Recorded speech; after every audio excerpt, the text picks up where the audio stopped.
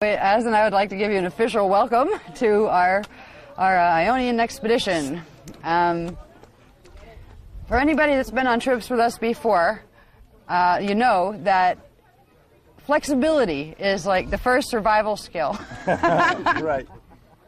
Because we have our programs that are planned, but we need to work that around what the sites are. We're going to places that we've never been to before, and we have to accommodate what's there. So you may find that we'll get everything, all the workshops that are scheduled, you will get them, but they may be not in the order or in the space that we originally intended. So far this looks good for the first one. The ones that we were going to do yesterday, it was just going to be an introductory talk yesterday that was pushed back until today because of the people that weren't going to be there yet, the people that were coming in from Ireland and things. We wanted to make sure that they were there to hear everything before we started.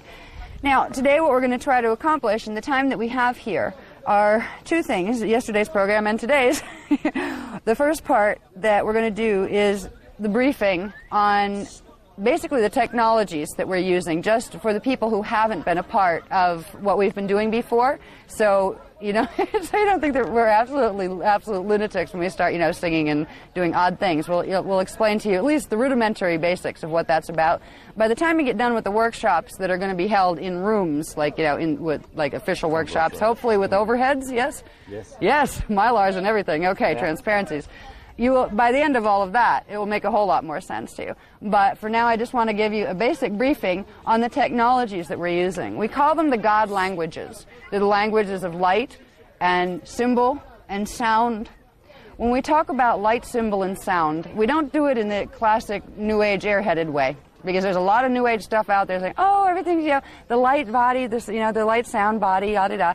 They don't tell you what that is. We do tell you what that is. When we're talking about light and symbol and sound and color, we are working with wave spectra that go with what are called shields.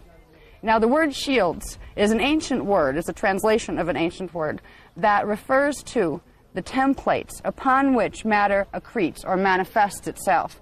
They're the templates behind matter. They're made of light and sound waves, but very much more particular than just light or sound waves. They're made of what are called scalar standing waves. These are waves of light that are columnar waves, little tiny points of waves that flash off and on. They don't move this way or that way, or move from this place to that place.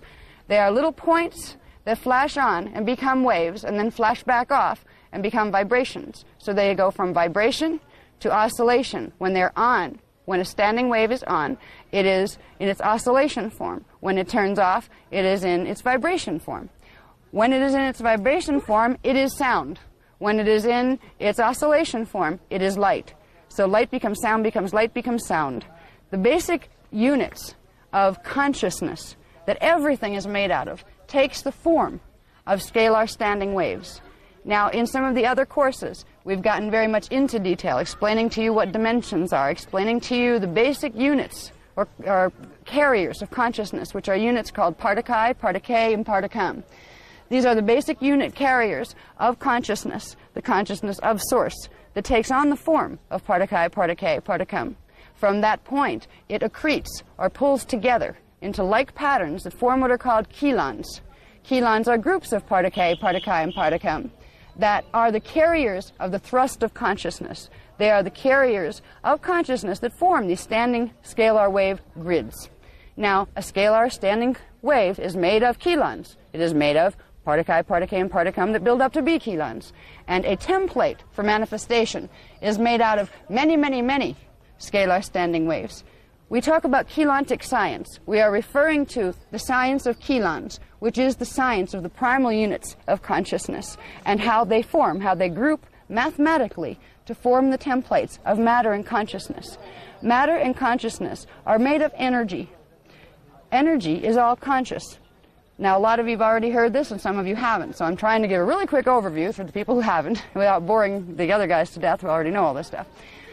When we are dealing with the technologies that you hear us doing songs, and you will at times find us using symbols, and we will be running certain colors sometimes, you're running energies in the body. This is done very specifically with a very detailed understanding of the shields, or the scalar templates, upon which matter forms are built.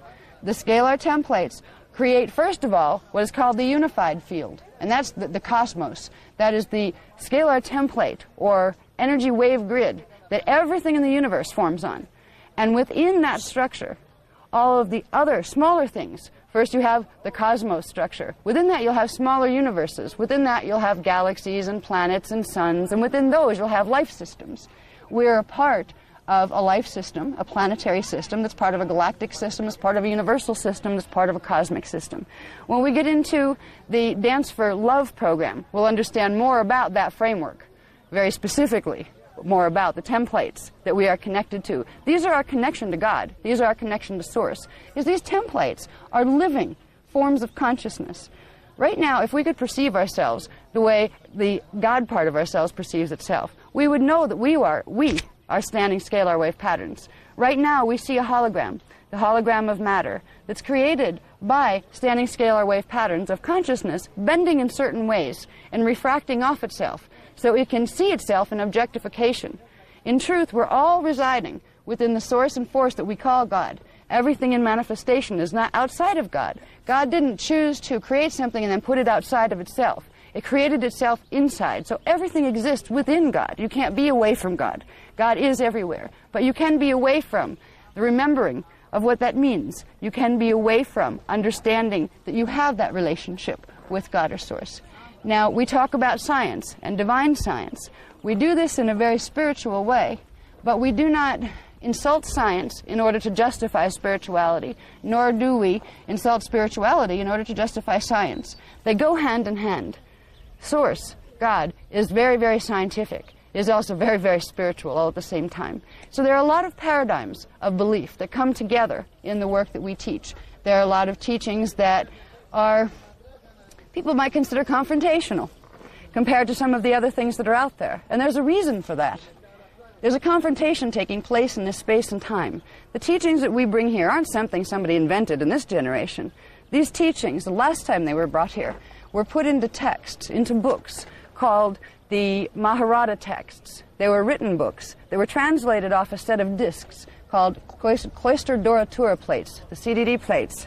These were pre-Atlantean technologies, advanced technologies, that when you see the discs, they're very small little discs, and they are memory storage devices, among other things. They have had the history. They have recorded the history for the last 950 billion years in this time matrix. They have recorded that history, including Earth's history. We were given a set of these plates, our races, in 246,000 BC. And from that period, there evolved here cultures, Christos cultures, that were based on what's called the Lyran-Syrian Christos model of civilization. It's a free Christos society structure. That was our heritage here. Humans were created as a part of that structure. Now, I'm not going to go into human creation here. We've covered all of this stuff heavily in other workshops. What I want to do is give us a basic orientation to what the technologies are that we're using, so you can understand perhaps that they are both sacred and holy in the spiritual sense, but they are also very, very state-of-the-art and beyond as far as science goes. The stuff that science likes to use right now to invalidate spirituality, the paradigm of science that we've been given with these teachings, it blows that out of the water. They have no argument left. This shows you where your soul is. This shows you where the parts of yourself that seem vague because we don't have the teachings here anymore. These are the teachings that we once knew by heart. All of us knew them. We didn't even have to have them on the outside because we all knew this consciously. It was direct cognition. The teachings are being brought back now because they were progressively raped from our cultures. They were taken away from us purposely by forces that did not work the Christos agenda. The last large time that happened was between 25,500 BC and 9,558 BC, which was a period in Atlantean history, and that wasn't the only period in Atlantean history. Atlantis is much older than that, but that was the, let's say, the karma that we're trying to unravel right now really began there, with a series of events that took place that culminated in us having our history wiped away, having most of the remnants of Atlantean civilization purposely house-cleaned off this planet. So the people who remained here would have no history, no memory, so they would be very easy to reprogram and to turn them into something they were never intended to be. Now, this workshop isn't about going into, heavily, the history because we have done this before. We have covered a whole series of events that took place since 25,500 BC, and we have covered a whole series of events that took place way before that, from 250 billion years ago, in what happened when what was called the Lyran-Syrian Wars, all the way up to the present time. So the history is there for people who want to know more about it. It's there in some of the other publications. More of it's coming. What's most important for us right now is to get an overview orientation of where are we? Like, all right, in this cosmic scheme of things, where are we in this time frame? How can we personally find purpose within that? Is there something we can do to help the Christos agenda, which is the agenda of freedom and eternal life? There is an agenda that is called the Christos agenda that will lead us toward the original form of which we had, which was eternal life. We did not have to die. Death is not a natural condition to human beings. It is a condition of mutation, genetic mutation, that was placed upon us and not by God. All right. Right now, we're learning technologies that will progressively bring back to us what our original genetic imprint has been. It will progressively bring back to us the ability to move into places and spaces that we long ago forgot existed. This is what the workshops are going to be when we get into the, when we're in the rooms, we have a little bit more comfortable spaces to sit. We're going to get into these new places and spaces and what it means to be able to visit those places and spaces, not just with your minds, but with your bodies, what it takes to do that. Because these places and spaces, one of them called Kemelotahi, are places that we came from originally. They're our homelands, and they are very intimately connected to Earth. Now, when we're doing site work, I want to get, for this particular discussion, I want to focus upon just getting across an understanding of the technologies we're using. When we use the songs that we use, they sound like songs or tones or gibberish with a nice melody to some people. First of all, I'd like to clarify that the words that you might not have heard ever before as words or that you remember are of what's called the Anahazi language. That was the first written and spoken language. It's the language of the Elohai Elohim. And it was the first language in this time matrix, not just on this planet. All other languages, spoken and objectified languages, were derived from the Anahazi language. It's the original language. The reason that many of the songs that we are given in the original language is because our DNA is keyed to the sound tones and vibrations of that original language. So are the planetary grids. Now, I've talked briefly about scalar shields. The shields, those templates that matter is built upon. We have our own personal set of shields that we've talked about when we get into the anatomy. We talk about them. We'll touch on that again in the workshop. So I do that. I'm sorry to bore the people who have been here over and over, but with the new people, I try to give you a basic on the anatomy because it's a key element of the teaching. You'll get that stuff when we get into the bigger workshop.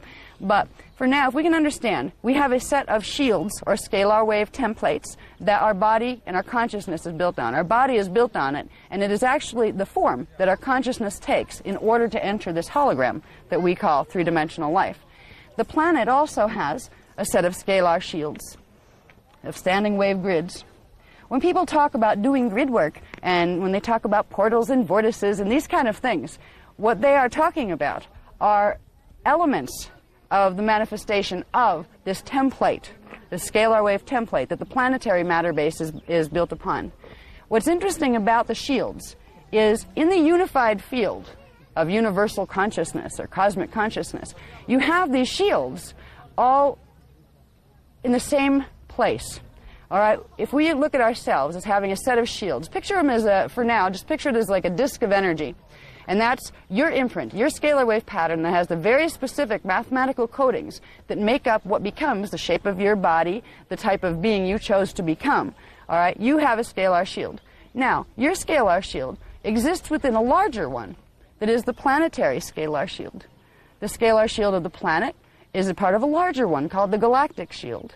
Now, all the places that we see space between objects, like we're on planet Earth, we know way, way, way out there is the sun and the other planets and stuff. The space that we see nothing in, there are still scalar template in there. We are unified. All things are unified through this. When we work with the light and sound technologies, we are working with the scalar shields directly. There is grid work that's being taught out there in other veins that teaches you utterly nothing about the scalar templates. They teach you how to do certain things without teaching you what you're affecting, because there are certain things being done on this planet that are messing with the natural planetary divine blueprint, which is the divine blueprint of the scalar shield, the original imprint this planet was supposed to carry. This is not new. This has been going on for many, many eons, people trying to mess with these particular planetary grids. And they're not people from here, most of them. They're people from other places. Places that we've got into in other workshops as well. We'll get into that when we talk about the secrets of Metatron. In that workshop, we'll talk more about, I'll give a recap for the people who don't know what the word Wysadek means and who don't know what the word Phantom Matrix means. You'll find that out in the Metatron workshop and beyond that. But for right now, we're on a mission. It's the original mission that humans were put on this planet for. Humans were an angelic race. They were not created as a fallen, sinful race. They were a race of angels that was put here to guard this planet and to protect its shields and help restore them and heal them, because they had been damaged by races that we refer to as the fallen angelic races. The fallen angelic races, once upon a time, were part of the original creation. However, they made decisions and choices that created a fate for themselves that was very unfortunate. They created a situation where, in rebelling against their connection to Source, they genetically altered themselves in a way that they could no longer hold the higher frequencies of consciousness that connect us all to Source. So they decided to become masters of the universe themselves, and they tried to take over other universes in order to feed on them. Right now, what we're dealing with is a situation that for many thousands of years, this planet has been under siege. And there has been a deadline to that siege. There has been a time that was waited for, and the Bible told us about this time. It was the time when the stargates would open, the planetary stargates, the portions of the planetary scalar template that open between this space-time place and other space-time places in the higher heavens. This is that time. We've gotten into, in other workshops, then it's in print also, if anybody wants to read it, the information on a stellar activation cycle, how they happen every 26,556 years, and how this is the time period when, ever since Atlantis, it was known this was when the next one was going to occur. There were plans made in Atlantis for this time period. There were plans made on both sides, the sides working the Christos agenda and the sides working the not Christos agenda, or if you want to call it the anti-Christos agenda. Right now, those forces are all back on planet. We're all here, both sides. And interestingly, most of the people are asleep. They don't remember the Atlantean times. They don't remember the agreements they came here to be a part of. They don't know what forces are moving them, or moving with them, or moving through them. That makes people very vulnerable right now, and it makes the planet very vulnerable, because there are things here that we don't see unless we learn to use our inner eyes and our ancient eyes, and there are things going on that we need to be aware of if we're going to be able to maintain integrity in our own personal being, with the integrity of our own divine blueprint, and also to assist the planet to do that. The work that we do in all of the things, we call them planetary shields clinics, because what we're doing is going around and assisting by running frequency. We're assisting the Christos frequency to run back into the planetary grids. When I talk about Christos frequency, I'm not using that in a vague way. We teach a 15-dimensional structure in Keylontic science, which is the original teachings of the founders' teachings here. It is the basic structure of the way creation is in this universe. There is a scientific structure to it. 15-dimensional physics is what we teach. D12 level is the Christos frequency level. That is the place of pre-matter. That is the place where the divine blueprint exists. There are places higher than that in frequency, but it is through that place that all things are unified and that manifestation comes into being. So D12 frequency, pure D12 frequency, is the divine blueprint frequency. It's called the Maharata frequency, and that means the Christos, or inner Christos. It is the Christos lifeline that links us all to the higher God worlds and to Source. This is why a lot of the translations came down through the Bible and things like that, that Christ is your Savior and you're linked to God. It was referring much more to the fact that the inner Christos frequency that we all have the ability to carry within our bodies, it's our divine blueprint template that links us directly to Source. The planet has a Christos frequency potential, so does the galaxy and the universe. They were all created through that potential. But things have happened to the scalar templates down here on this planet that have made it so that over the last 25,500 years, the planet could not run D12 frequency, which made it very, very vulnerable to infiltration from lower fallen angelic kingdoms, and that is what has taken place here.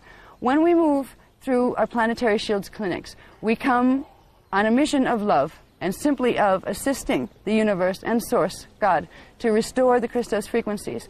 Our bodies are conduits of energy. The type of energy we carry will depend on, first of all, how much we know about our anatomy. If we don't know we have chakras, if we don't know that we have a scalar template, if we don't know we have auric field levels and how to keep them clean, how to keep them in integrity, we're not going to know what to do with ourselves. We're going to be easy game for things that live, let's say, in the D4 astral plane, that want to attach to your fields and use your fields for something that you might not even know they're using it for. So we teach you how to do basic protection when we're doing Maharic Seal, for example. Maharic Seal, the Maharada current, the D12 current. You're running D12, natural D12 frequency into your body. Not from me, not from somebody else, right from you, from your own template. You're reawakening your own inner Christos. That is a protection field, as well as a lot of other things that are wonderful. But you will get protection, and this is how you get field integrity out of it.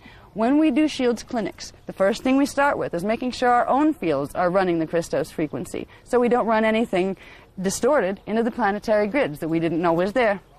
We begin with that. When we use light sound technologies, we also use symbols. If you've seen some of the symbol codes in your packages, and for those of you who've been through this, know this part, just so you can ignore me. But for those of you who it doesn't make sense to, the symbols are what we see as a symbol on a piece of paper is a very specific mathematical program, a multi-dimensional, multi-layer mathematical program. It is a visual representation of a specific set of scalar wave patterns that go directly with the planetary shields and also with our personal body shields. When we use the very specific symbols that are given to us by the Iani races, which are the representatives of the founders races that are from inner Earth at this time, when we use these symbols, we are reawakening the mathematical programs that are part of the planetary divine blueprint. We are also reawakening our own, those mathematical codings within ourselves. When we use the symbols, which are light technologies, because they are about visual, all right? We are seeing them. We are using light. If it's something you can see, instead you can hear the tones and you can see the symbols, you are working with light frequency. You are working with oscillation. You are sending frequency in, and it's oscillating down into your DNA template, and that's going down into the Earth and oscillating into the planetary shields and creating an effect.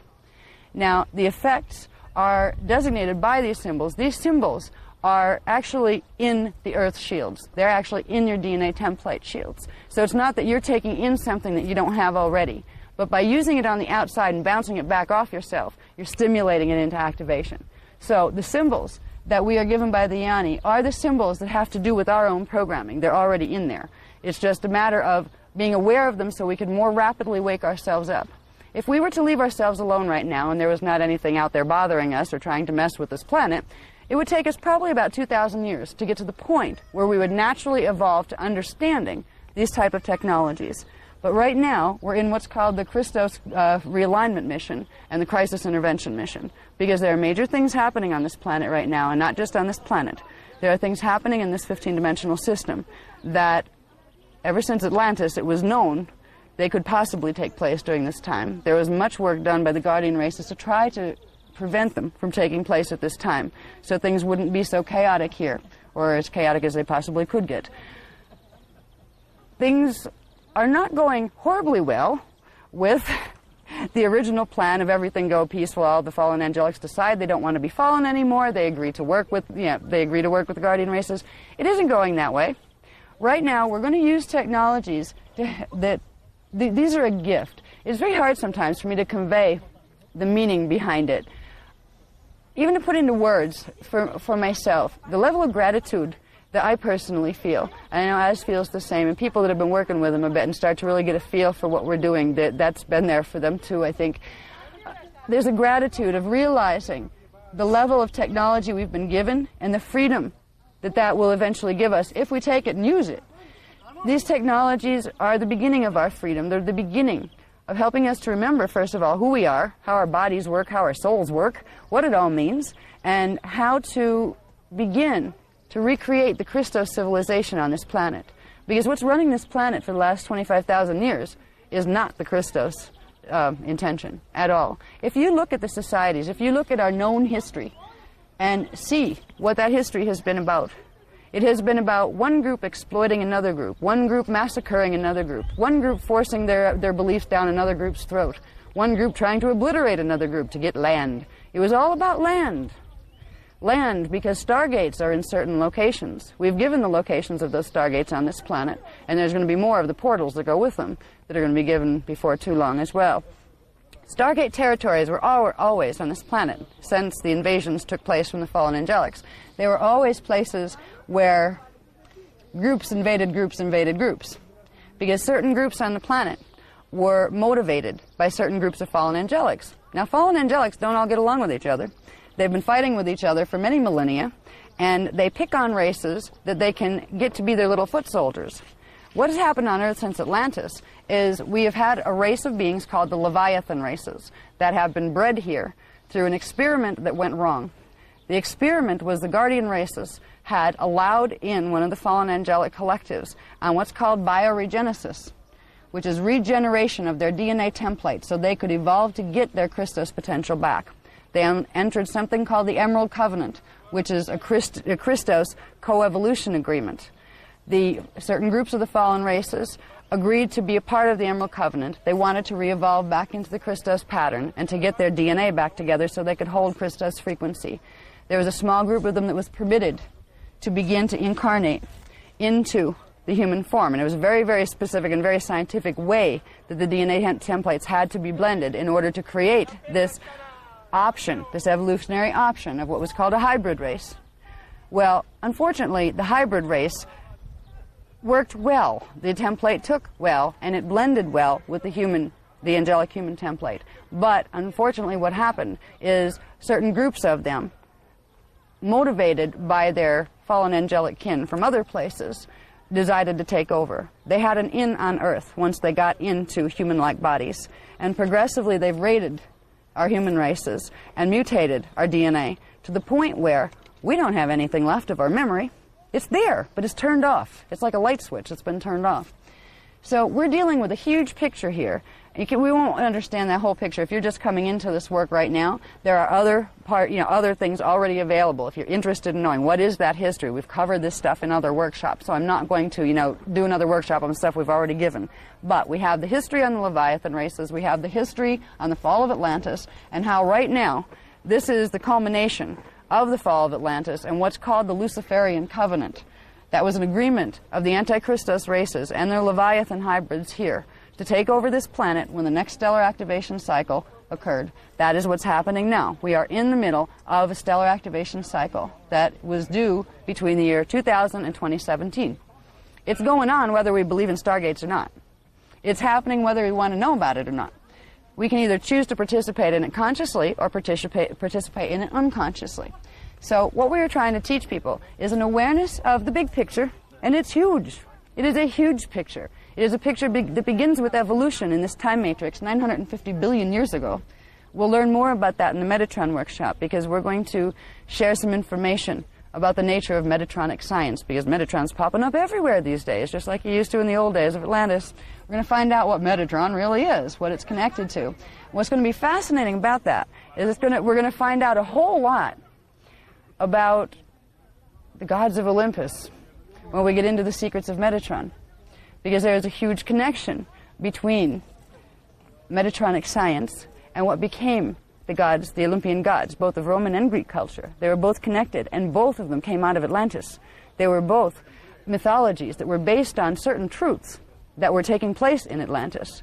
And it will be very interesting when we get into the Metatron workshop, because that's when I will get heavily into who's who and, which god was which god and what were they up to. And who were these gods anyway? Were they really gods? And if they were, where'd they go? Like, there's a lot more to the mythologies. The mythologies are a riot because they're a way of taking history and consolidating it in child's fairy tales, almost with a mean sense of humor. Mm-hmm. Because you would take certain things of history, use the names, but turn them into, say, a collective of people into one person, right? And have that person marry this person. But actually you're talking about intermingling of races, as opposed to just one person married that person and this happened.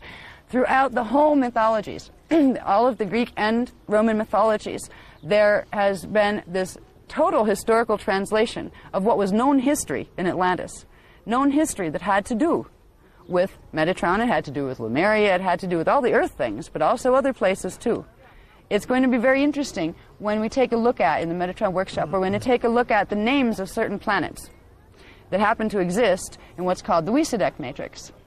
And it's very interesting. I won't let that cat out of the bag fully now, but when we see that chart, if I have the chart done, it'll be great. If not, we'll just read them down. But it's kind of chuckling. It's a chuckle after when you start to see how the truth that had been taken away was actually put right under our noses through history. We were given part of it in the Bible. Actually, there was a lot more of it in the Bible until the Council of Nicaea got a hold of it and chopped it up into little pieces. The Bible once told a lot. After 325 AD, it told a lot less. There was a few things that happened before that took out some of the guts even before that. You know, by the time the thing was hot off the presses, it was being ripped apart. But these teachings have been here for ages. These are the teachings that Christ originally taught. These are the teachings that people that came before Christ had taught. They are the teachings of freedom, the freedom teachings, the Emerald Covenant freedom teachings. When we're working with scalar grid mechanics, we are working with the same substance that God creates with. This is what we were created with and from. This isn't knowledge that was supposed to be denied us. God created us, yes, God created us as an angelic human race that was appointed as guardians of this particular time matrix. God gave us the knowledge so we could be guardians. The knowledge wasn't meant to be reserved for someone else and denied us here. But we were denied that knowledge ever since Atlantis, when a few people from other places came in and took what didn't belong to them and did things to this planet that culminated in our loss of memory. Now, how does a whole planet lose its memory? That's pretty amazing when you think about it. I mean, I could see if you take, like, a handful of this race or that race and, like, do something to them genetically and make them, like, mutated where they can't remember anything. But how do you take out the memory of a whole planet? If you understand scalar science, the science of the shields, the scalar grids, where you understand that the planet has a scalar template and every person on it, every being on it, every tree, every ant, every plant has a scalar template that's connected directly to the planet's template. Now, these templates circulate primal life force currents. They circulate the energy and consciousness of God through the templates. If the bigger template is the Earth template, and then you have all these smaller templates within it that are dependent on the energies that are coming through the planetary template, and you do something to that planetary template, you're going to affect every life form on it. That is how our memory was erased. There were things done here to block the planetary scalar shields, to twist them in ways that were abnormal, that would shut off certain frequencies. Those frequencies carried cognition. They carried higher frequency information. They carried the rest of our identity, where we used to be able to get ourselves back in our bodies. Right now, we feel like we have a higher self somewhere out there in there through there, but who knows where it lives, because it certainly isn't here most of the time. You know, if our DNA was working the right way, we would know ourselves as Christos beings. We would know ourselves as avatars, and we would not have bodies that die. We would not get sick. We would not have any of the problems that are on this planet right now if we had ourselves back together. The reason we don't is because the planetary grids were distorted. There was electromagnetic things done to the planet. The magnetic fields of this planet were altered in abnormal ways that created blockages in the scalar template, which created blockages in the planetary energy flows, which created simultaneous blockages in the DNA templates of every living thing on this planet. So when we're working with the light sound technologies, we're helping to bring the D12 frequency back. The D12 divine blueprint frequency has the ability to reset all of those misaligned frequencies in the planetary grids. We can now bring through this frequency for the first time since 208,216 BC. This planet can run full D12 frequency. That's the first time. That's a long time. That's way before 25,500 when it started to get really messy here. There have been a series of cataclysmic events that took place in our history. And it's because of the culmination of all of those events that we've ended up in the position that we're in right now, where we sit around going, oh, I'm on Earth. How'd I get there? I don't know. You know, who am I? I don't know. I'm here, though. You know? Most of us must start in this place where you don't know who you are. I mean, like, yeah, I'm an avatar? Yeah, right. Sure. Yeah, okay. Yeah. Sure, that sounds good. It's like, yeah, right. Somewhere out there, hello, is there an avatar part of me floating around anywhere? We do have these higher parts of ourselves. They're the parts of ourselves that never lost connection to God. They're the parts of ourselves that do not have to go to a priest to be our intermediary between God, because we have our own direct living connection to God. Now, the people on the planet here that are representing the Christos mission are carrying the same message they carried in the last 5 million years. They've carried it on every planet they've ever been on. They've carried it on Earth even since Atlantis. They were usually persecuted and killed for it after Atlantis fell. They carried the truth of the inner Christos and your own direct connection to Source, and they carried a mission. There was a promise made in very ancient times by certain races that became later incarnated as the human races, a promise to heal this time matrix. There was a thing that happened 250 billion years ago in Earth time that happened this was before humans were even created. It happened between races that were called the Christos founders races. There was a period of time in that 250,000 billion years ago called the Lyran Wars, the Lyran Elohim Wars. Certain groups of Elohim fell from grace. They went through something called code convolution, which means their DNA templates. They have DNA up there too, but it's a little different than ours down here. Their DNA templates became distorted because they created within their own lines the inbred to the point where distortions occurred that weren't intended. And in those distortions of genetics came distortions of consciousness as well. And they started warring. And they started warring with the founders' races this was a free will matrix. This was supposed to be an expression of God that was based upon love and cooperation and free will and coevolution. It was not supposed to be a warring matrix, but it became one because of those things that happened 250 billion years ago. That was the time of the original sin. The original sin was when this whole time matrix was almost imploded and sucked down into a black hole, thanks to what the fallen angelic Elohim had done. Now, we're still fulfilling a promise. The people who incarnate as human beings, angelic humans, they made a promise, way back before the human form even existed, to come in and finish the healing of this time matrix. We're still here. And it wasn't just on Earth. Earth, here, Tara, in density 2, Gaia in density 3. That's where Gaia fits in. Lady Gaia, Mother Earth. On density 3, when we talk about densities, we're talking about 15-dimensional structure again. For those who don't know, dimensions 1, 2, and 3 is density 1. Dimensions 4, 5, and 6 is density 2. Dimensions 7, 8, and 9 is density 3. Dimensions 10, 11, and 12 is density 4, pre-matter. And dimensions 13, 14, and 15 is density 5, antimatter. Not antimatter, but antimatter. That is a gaseous before pre-matter substance. All right, so there's a science behind all that we're doing. I'm throwing a lot at you and a lot of pieces to try to bring them together and weave in for the people who do, there's some people know all of this stuff. Some of you don't know much at all of this stuff, so I'm trying to give you a roundabout, understanding of it. When we do this grid work, we are here on a mission, we are here on a purpose. The purpose we are here to do is to bring back the Christos frequency as much as possible. We are here to assist in healing areas of the planetary grids that have been purposely and intentionally distorted and used and misused. Right now, we're in a very special place. We're in a very special place because this place, long ago, was called Ionia. This whole place was called Ionia.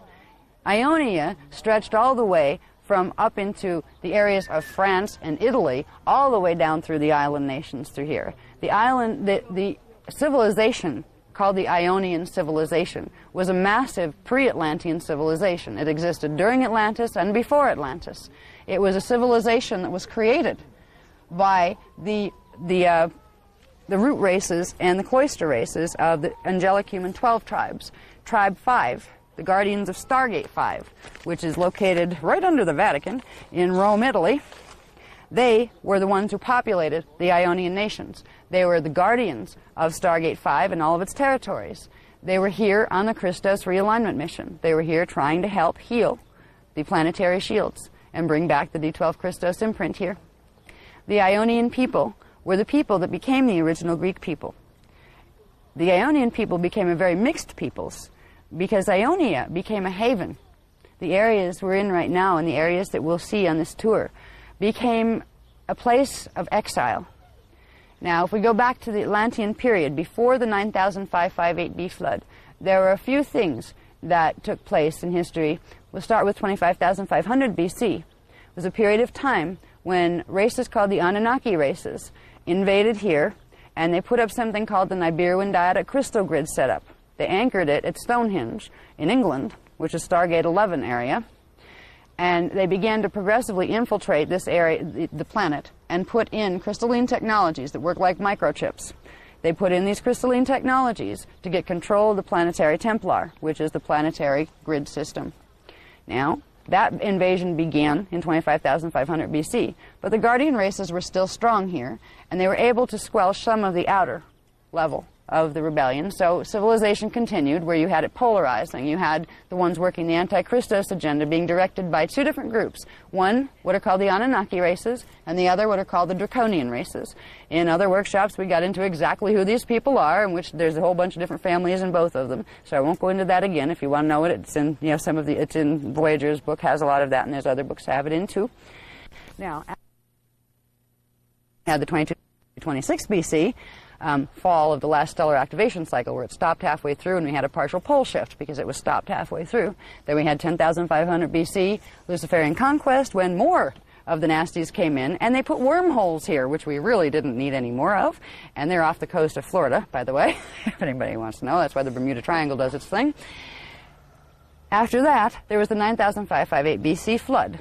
The flood in the Bible, the Great Deluge, well, it was orchestrated. It was done on purpose. It was done as part of the Luciferian covenant. It was orchestrated. It had the use of spaceships to help it, because we're not alone in this universe. The fallen angelics tend to drive spaceships, at least the ones in the lower densities do. So, all of this stuff, ETs, the whole thing, all of it is part of the same story, and we need to begin to understand this. Part of the same story happens to do with our history as it's come up. Right now, we're sitting on a place. There was a place where the Grail lines, we call them the Grail line humans, which were the original, the real humans, not the Leviathan hybrid humans, not the ones that were trying to take over the planet that didn't belong here, that were only invited here to try to help them, and then they tried to take over the hospital. But the real humans who carried the templates, the DNA templates of genuine humans, go with the planetary grids. They match the mathematical coding in the planetary grids. We were the ones who operated the Templar. Because of that DNA connection to the planetary grids, we had the codes that could open and close the stargates on this planet, and anything that wasn't organic to this planet didn't have those codes, so it couldn't use the gates. That's why, since Atlantis, this race has been progressively infiltrated, and there has been forced interbreeding that has taken place here, as certain of the Leviathan hybrid race strains tried to build a master takeover race that would have more and more of the codings that went with the planetary stargates, so they could, when this time came, have enough of the coding in their bodies to run the Templar the way they wanted it to. Now, we've gotten into, in some of the other workshops, what they're trying to do. It has to do with black holes and phantom matrix and pulling this planet into a black hole system. We have the science stuff on that, so I won't go into it in this workshop. But I want to talk about here, while we're here, a bit of the Ionian history. The Ionian people, which were originally the Greek people and the Roman people. It was before the people that are known as Romans now came. They weren't the first people there.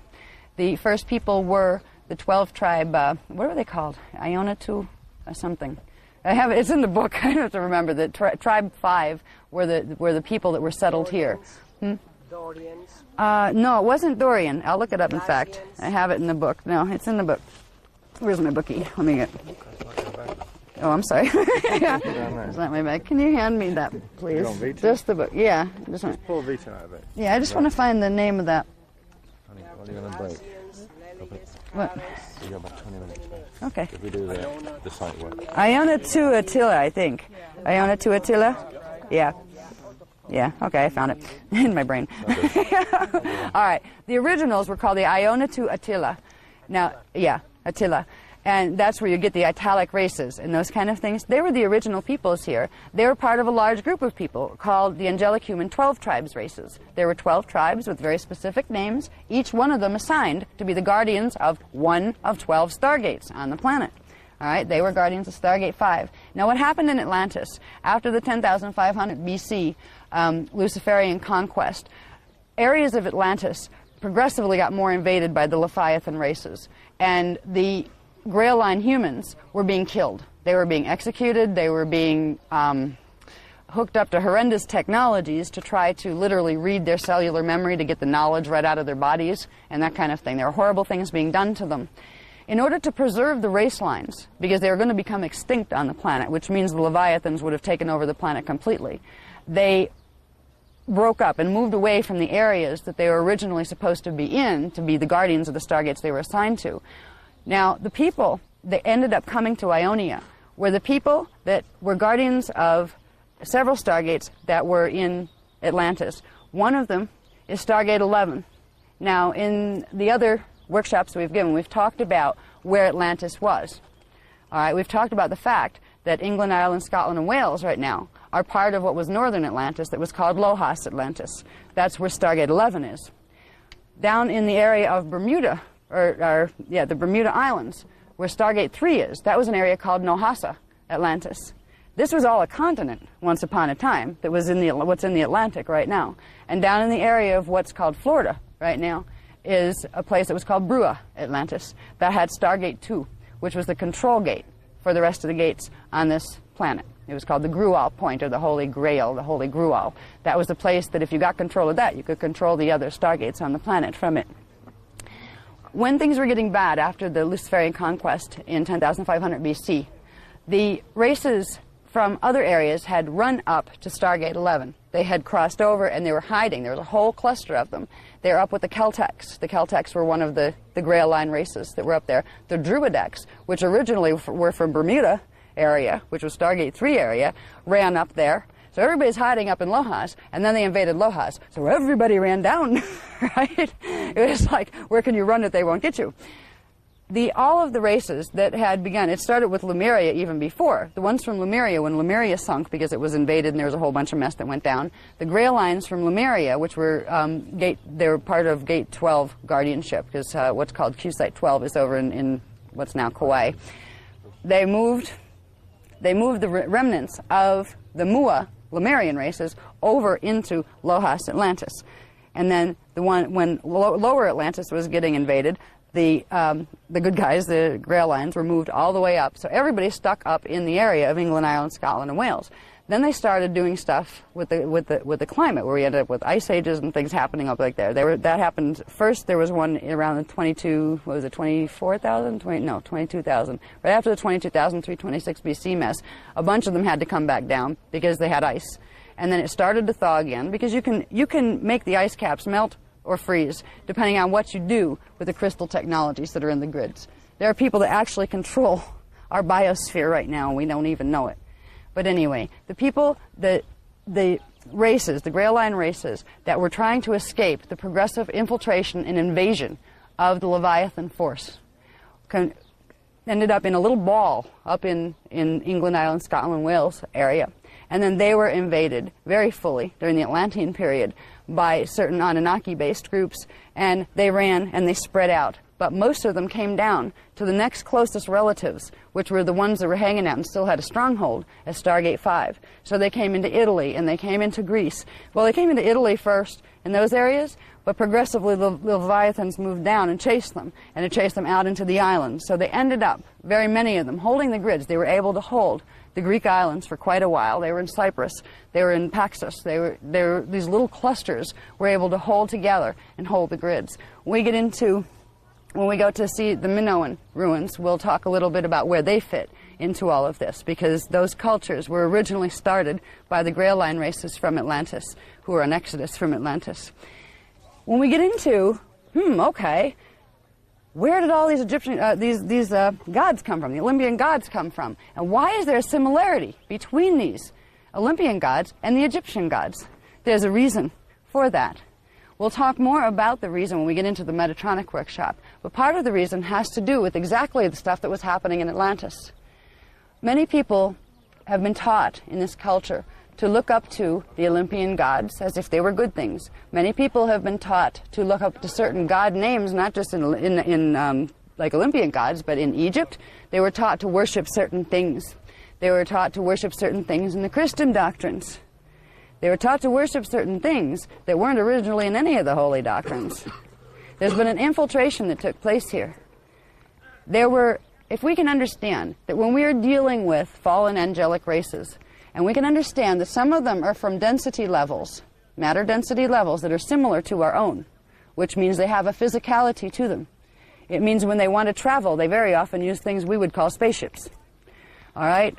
So there's really very little distinction between an ET and an FA, which is a fallen angelic, right? Etfaz, I mean, yeah, they're all the same thing. All right. I just lost my train of thought on that. Oh, God. Anyway. Right now, we're sitting in a place that a very sacred covenant was made. It was a covenant that was made here, and then those who made it ran because they were chased, because somebody took over what was put here, and it wasn't meant to be. The whole Delphi legends came out of something called a technology called the eyes.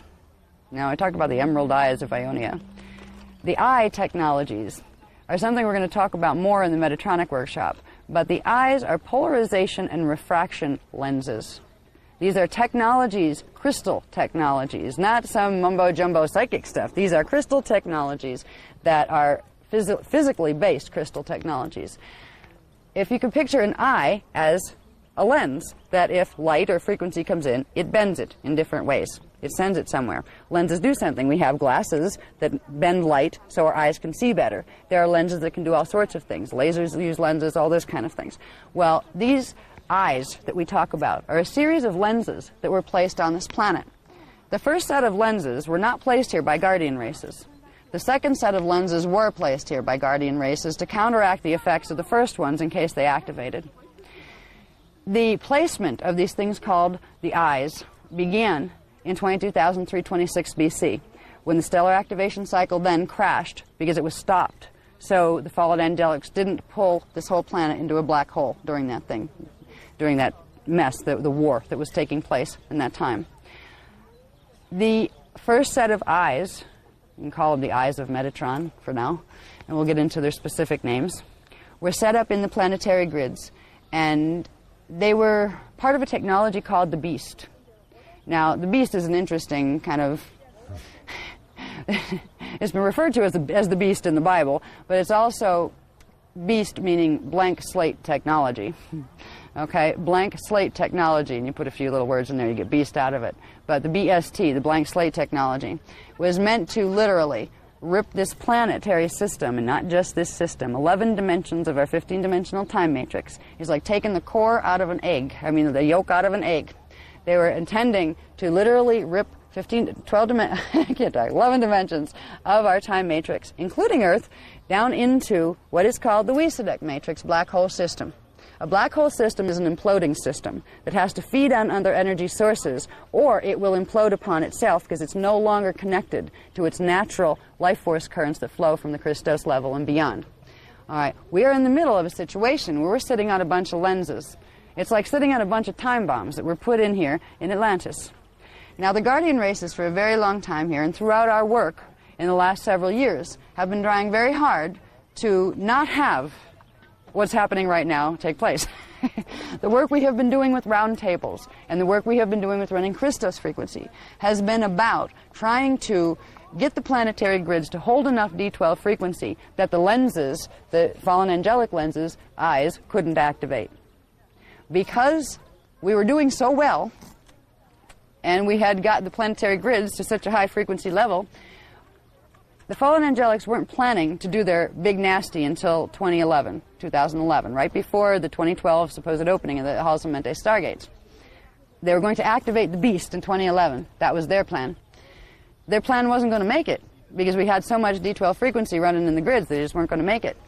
So they activated it on March 23rd. Once the Beast activates, it can't be deactivated.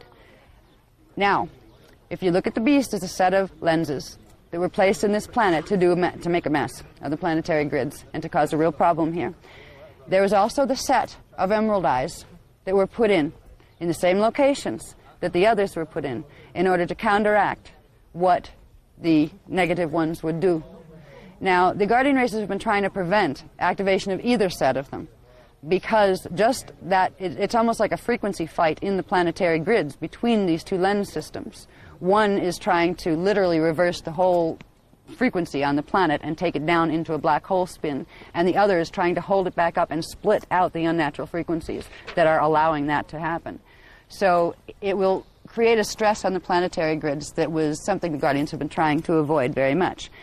There's going to be a stress on the planetary grids at this point. Now, the Emerald Eyes work in a way that if the Metatronic eyes activate, the other ones will instantaneously kick in, the emeralds will instantaneously kick in activation with them. And then the fight begins. The frequency fight begins in the grids. It's not about people. It's about frequencies in the planetary grids. If there were no indigo races, indigo children races, or angelic human races left on the planet, the Emerald Eyes would work one way. But if there were still people left on the planet, still angelic humans left on the planet, and we ran the codes, they would work a different way. If there was nobody left on the planet, it wouldn't matter if the planet went into pole shift, clearing this stuff. So they would just blast it through, and that would be that, and the place would spin, and then they'd rebalance it. Now, because there's people here, and there's still angelic humans here, what we do can make a big difference in how the emerald lenses behave. The emerald lenses can't be shut off either. They were tied into the technology of the Metatronic lenses. But what we can do by working with the codes, this is why they're giving us the codes, the Ayaheya and the others we're going to be given, that have to do with the God World mathematical programs. They will be able to run enough frequency that we can counterbalance. And it's almost like slowing down what the Emerald Eyes will do and stretching it out so it balances in the grids rather than just whips through and clears stuff. Because if it whips through and clears stuff, we'll have a Christos realignment mission really fast. But there's not going to be anybody left on the planet to appreciate it. So the work we're doing now, because we're going into Plan B, we've switched the focus into certain other types. We're still doing roundtables, but more selectively. It's not how many we can get done right now that's most important. It's working with different techniques that they're teaching us now that are working with these higher VECA codes and what are called the ECA codes that we're going to learn about in the workshops as we go along this time. So I just wanted to let you know that here we are on a site where there is an Emerald Eye that's awakening, because very near it there is a Metatronic Eye that's awakening. There is actually a reason that this place was chosen. This has a particular orientation to Gate 5, Stargate 5, that's in Rome. This area has a particular grid orientation to that Stargate. There was a thing put here once upon a time by the Guardian races in Atlantis. This is where this place here, as part of Ionia, was called Shalion. All right, that was the name of the province of Ionia that these lands encompass. Shalion was very large and went down through Cyprus and all the way up around this area. Ionia was a very, very large area. It wasn't just like, little small. It wasn't small like Greece or small like Italy. Now, they were all part of it. This area, Shalion, had a certain crystalline structure. Now, this wasn't one of the refraction lenses. It wasn't one of the eyes. It was actually a trust that was given to the Guardian races where they could communicate directly with the people of Density 2, Terra, and they could communicate directly with the people of Inner Earth. All right, now, this is where we get the legends of Delphi. The original oracle of Delphi is a crystal implant that's in the grids. It's actually a set of about 400 of them that are all interconnected, and they're in the grids through this whole area, and they're centered actually in this area. These allowed people to interact with the other races, the Guardian races that were in Inner Earth and that were in Terra. It connects through into Terra through Stargate 5, because remember, Density 2 is dimensions 4, 5, and 6. So Terra, that's the Density 2 counterpart of Earth, all right, connects through Stargate 5. So if this site connects to Stargate 5 in Rome, this would be a place where you could put a relay station in to Terra. Well, it worked really well for a while, and there was a promise made. There was a promise made, the Covenant of Shalion, that the groups here, the Ionian groups, would assist. First of all, they would have, if it went into crisis intervention, where the Emerald Eyes began to awaken, that they would make sure this site was, let's say, cleared in a way that it didn't amplify the negative Metatronic coding. Because what had happened very soon after the crystal implants that were put in to allow the communication station to Terra to be put in, this area was taken over. The Ionians were invaded. They were invaded by Draconian races, which were Leviathan races that came from Rome, and like pre-Rome, before we know of Roman history. This was happening before this stuff. there's a very, very strong draconian invasion that took place here before the Anunnaki came in with their particular gods and goddesses. The draconian forces took over this particular site. They would use the people here, the Leviathan races, that they just think they're human. They don't know what their gene code is. They don't know there's fallen angelics that are moving them and hanging out in their auric fields and moving them to do things. You know, they worship gods. They don't even know who they are. Well, that's what was happening here. And there's a very strong draconian coding that was overlaid into this area and then into the crystals in this area. And then after that, the Anunnaki races came in, motivated their Leviathans to come in and take over the Draconians, and they added their own overlays into the interface station. So what we have here is what used to be a dormant telecommunication station to density 2, D5, that once upon a time linked to Tara, and right now it links to Tiamat, which is an Anunnaki-controlled planet in Phantom Matrix. If this stays this way, because this site has the ability to amplify. It was originally, it was supposed to be able to amplify the balancing effects of the emerald eyes. Because it's now metatronically coded into the other grids, it will amplify the effect of the Metatronic eyes. And they're activating it now for that purpose. Now, some of the gods, this is why be very careful when you go to any of the temples and things here. And I would very honestly suggest, I wouldn't suggest praying to Apollo or anybody else until you find out who they are. Then you can make your choice. You know, all power to you if you want to.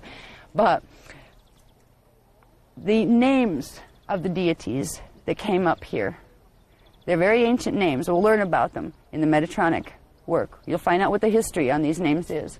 But right now realize every place that there is a temple like this, it was an ET communication station. It was either one of the good guys or one of the not good guys.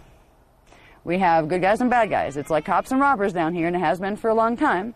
And the only difference really between either is the good guys love them all, and the bad guys don't. The good guys recognize the fact that we're all on the same side, and even if you guys still want to not be our friends and still want to be nasty, we still love you. Which unfortunately the other side does not reflect back to us. So when we go through the tours of the temples and things, if we can keep in mind that their temples were built here for very specific reasons, and it had very little to do with what regular history is going to tell you. These are the hidden records of Atlantis. These places were important because in Atlantis, all the grid stuff was known about. They knew where the gates were, they knew where the interface portals were, they knew how to mess with the planetary grids, and the other guys knew how to fix them. So right now, the Delphi temples, the reason people could go here once upon a time and speak to the Shaleon people could come and speak to the races of Tara. They could speak to the inner earth races. They could get good advice. This is where the oracle legends come from. There was indeed an oracle. There was a great crystal that allowed those powers of higher sight to be given. And after this place was taken over, for a while you had a draconian oracle. Now draconians are the dragon moths. Okay? They're the ones from Alnitak, Orion, and they are an ET race of fallen angelics. So when I say draconian, I'm not just using that in the common sense of the word. I'm using it as a very specific race. They're dragon moths, and they're not very pretty, and they're very mean. Okay? Yeah, so much for mutation. We love them, but yeah, we love them all. But for a while, it would be, you would have draconian information being beamed out of this station.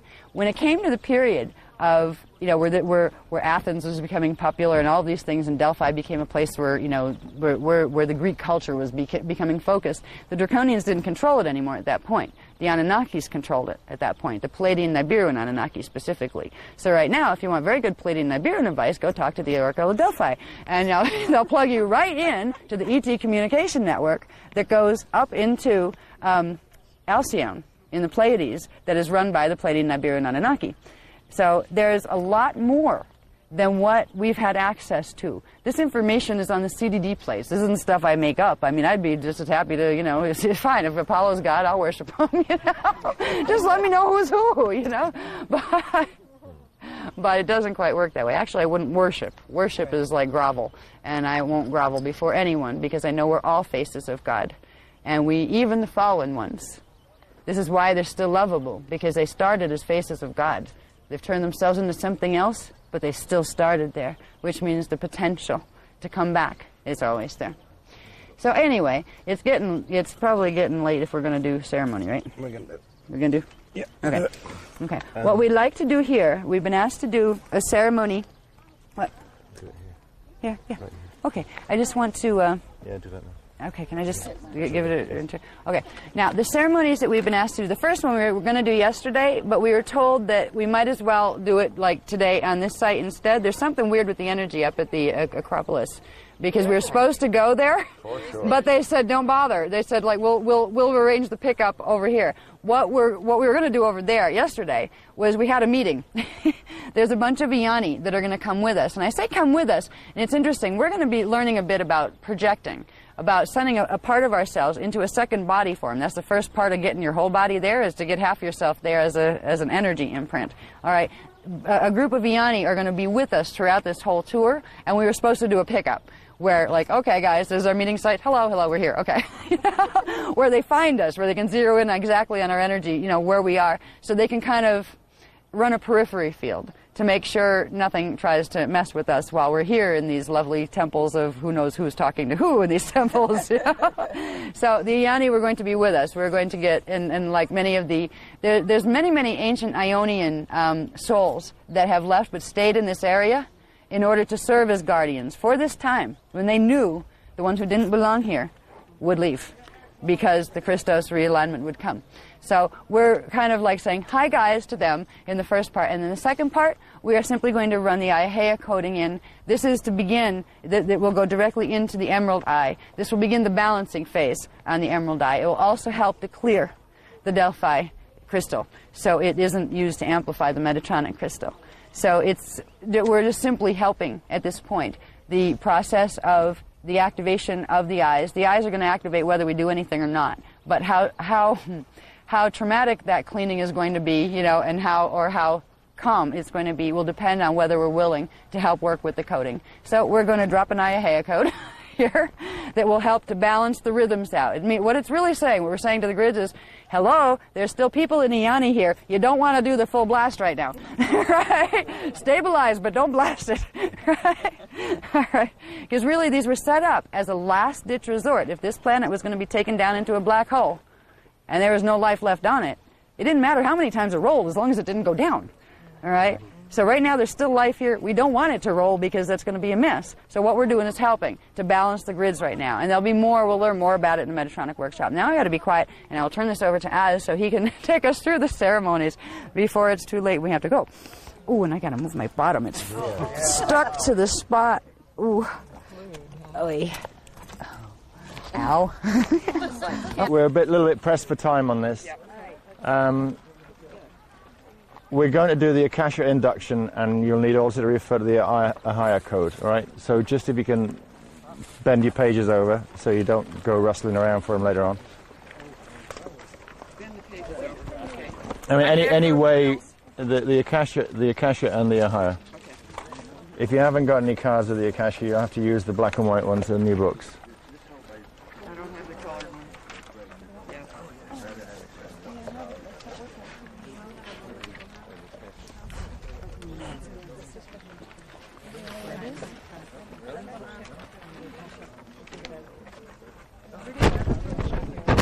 We are, yeah. I mean, if we get away on time, which we will do, we can do it.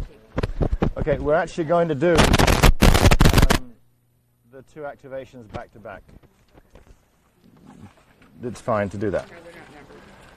And I'll just tell you what we're going to do first so that you have some awareness of the sequence of events, which will take us about 10 minutes, and then we'll hightail it down to the coach so we can keep up with our schedule. All right. We'll open it with the declaration of the Maharata, which is something that we've never used before. We've had it, but we haven't used it before, and we're going to use it today for the first time. Then we will do the Akasha Shield induction, okay? Then we'll do the Song of Lyra, once through. We'll follow that with the Song of the High Vekas, okay? We'll move into the declaration of Christianic intent, which we usually use before we do a round table. Then we'll do the Aiheia code activation. And then we'll do the Song of Lyra to close. All right? So is everybody comfortable and ready? Yep. All right, so the first is the declarations are repeat after me, line by line. Okay, we all do it. Pardon me? What, the declaration of You don't have them. Oh, okay. You just repeat them after me. Okay. All right. So everyone's ready? Regents and beloved Iani. In the name of Melchizedek, Cloister, Emerald Order, Iani, Holy Order of the Unisai, Sacred House of One, we say, I decree now in this moment of knowing, that all things here within me, are henceforth restored to the original divine intention, of the one self that is mine. I release now all bonds of manifest illusion. That place veils of self-forgetting before mine eyes. I revoke all separations of duality. Through which my heart is rendered numb. With disillusion and discord. In this moment I reclaim the whole of my condition. Reaching forth into the depths of all creation. To now call my spirit home. I am the sun of radiant glowing. I am the heart of divine love.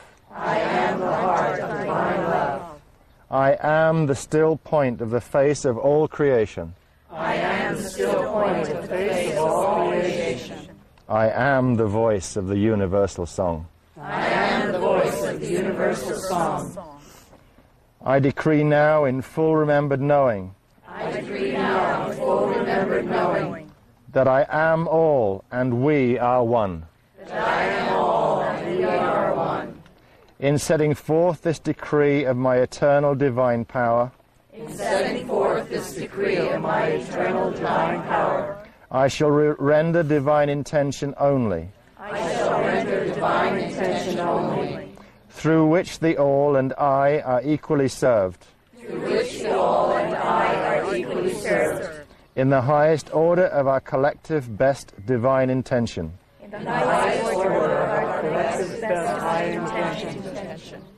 I call now unto the many selves and shadows. Ensconced within the illusions of time. And decree unto thee. That I am this I am. I am the wind that brushes thy faces. I am the rain that renews thy field. I am the whisper of the breath of God within you. We now are the expression of divine heart, mind, and hand.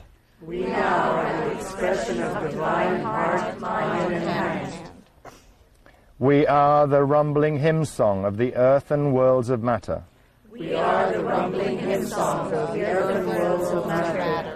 We are the prana breath of God eternal manifest. We are the waters of eternal life forever outward flowing. We are the cooling life force flame of the cosmic fire expressed.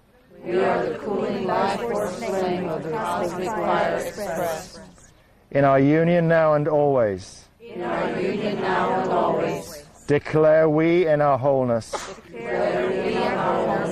That all dissidence is rendered spent. All conflict now made healed. Now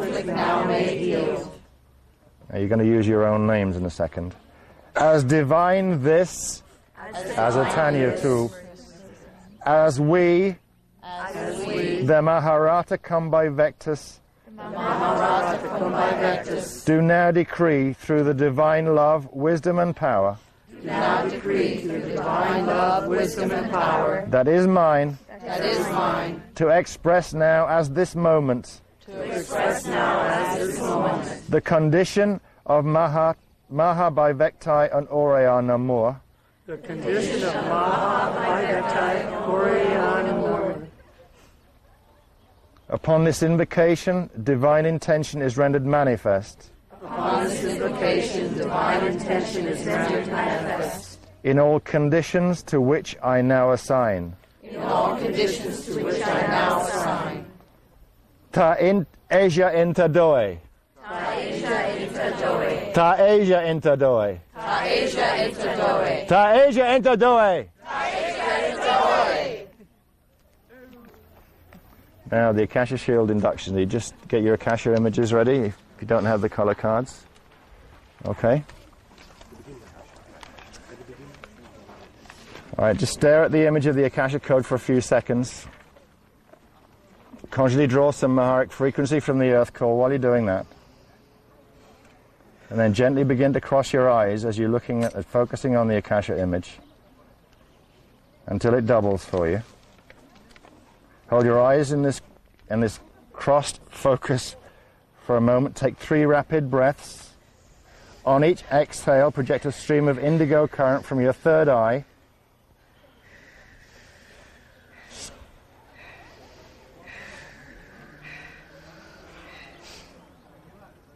Now inhale several breaths of pale silver D12 Maharata current up from the earth core, up through your Maharic cord. On each exhale, deposit the Maharata current in the pineal gland at the center of the brain to form a pale silver Maharata ball in the pineal. Several breaths, draw the frequency up from the earth core, all the way up to the pineal, and start to build and expand a ball of Maharic frequency there.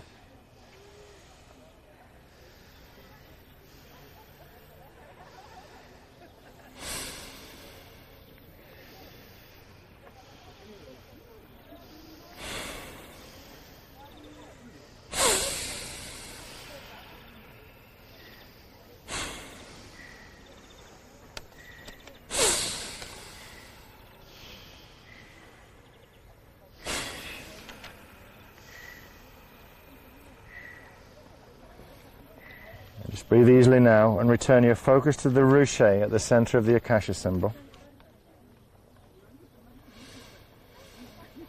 Draw frequency once more from the earth core and project the breath on a stream of indigo current from the third eye into the ruche symbol. Now inhale while drawing the indigo current stream with the ruche image attached to it back through the third eye into the Maharata ball in the pineal.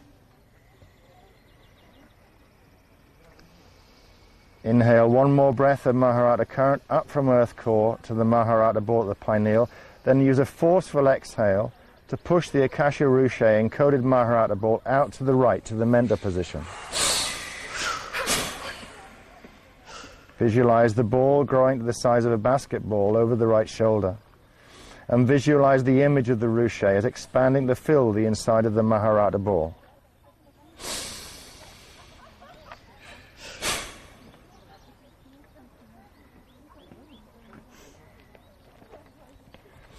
Now forcefully inhale, drawing the Maharata ball back to the position centered around your head. Then use 3 breaths to inhale Maharata current up from the earth's core to the pineal and exhale the Maharata current outwards to fill and expand the Maharata ball.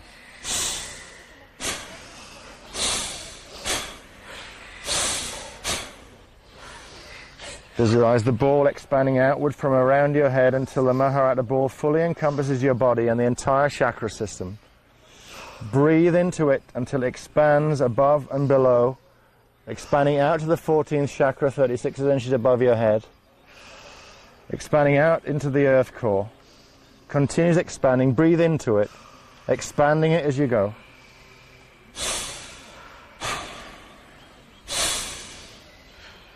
It begins to form a huge 3-dimensional Akasha teardrop.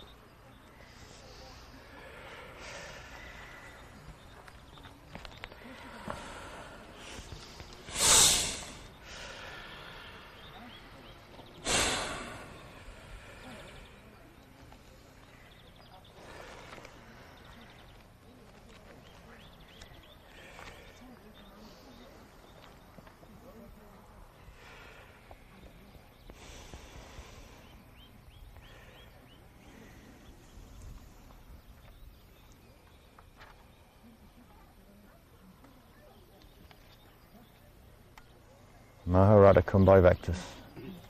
Maharata Kumbhai Vectus Azatanya tu in Ebukai on Iblion by Vectai. Mahabai Vectai honore on amor. Iste onta iste trajda era. Patate ashelum sa Asia interdoe.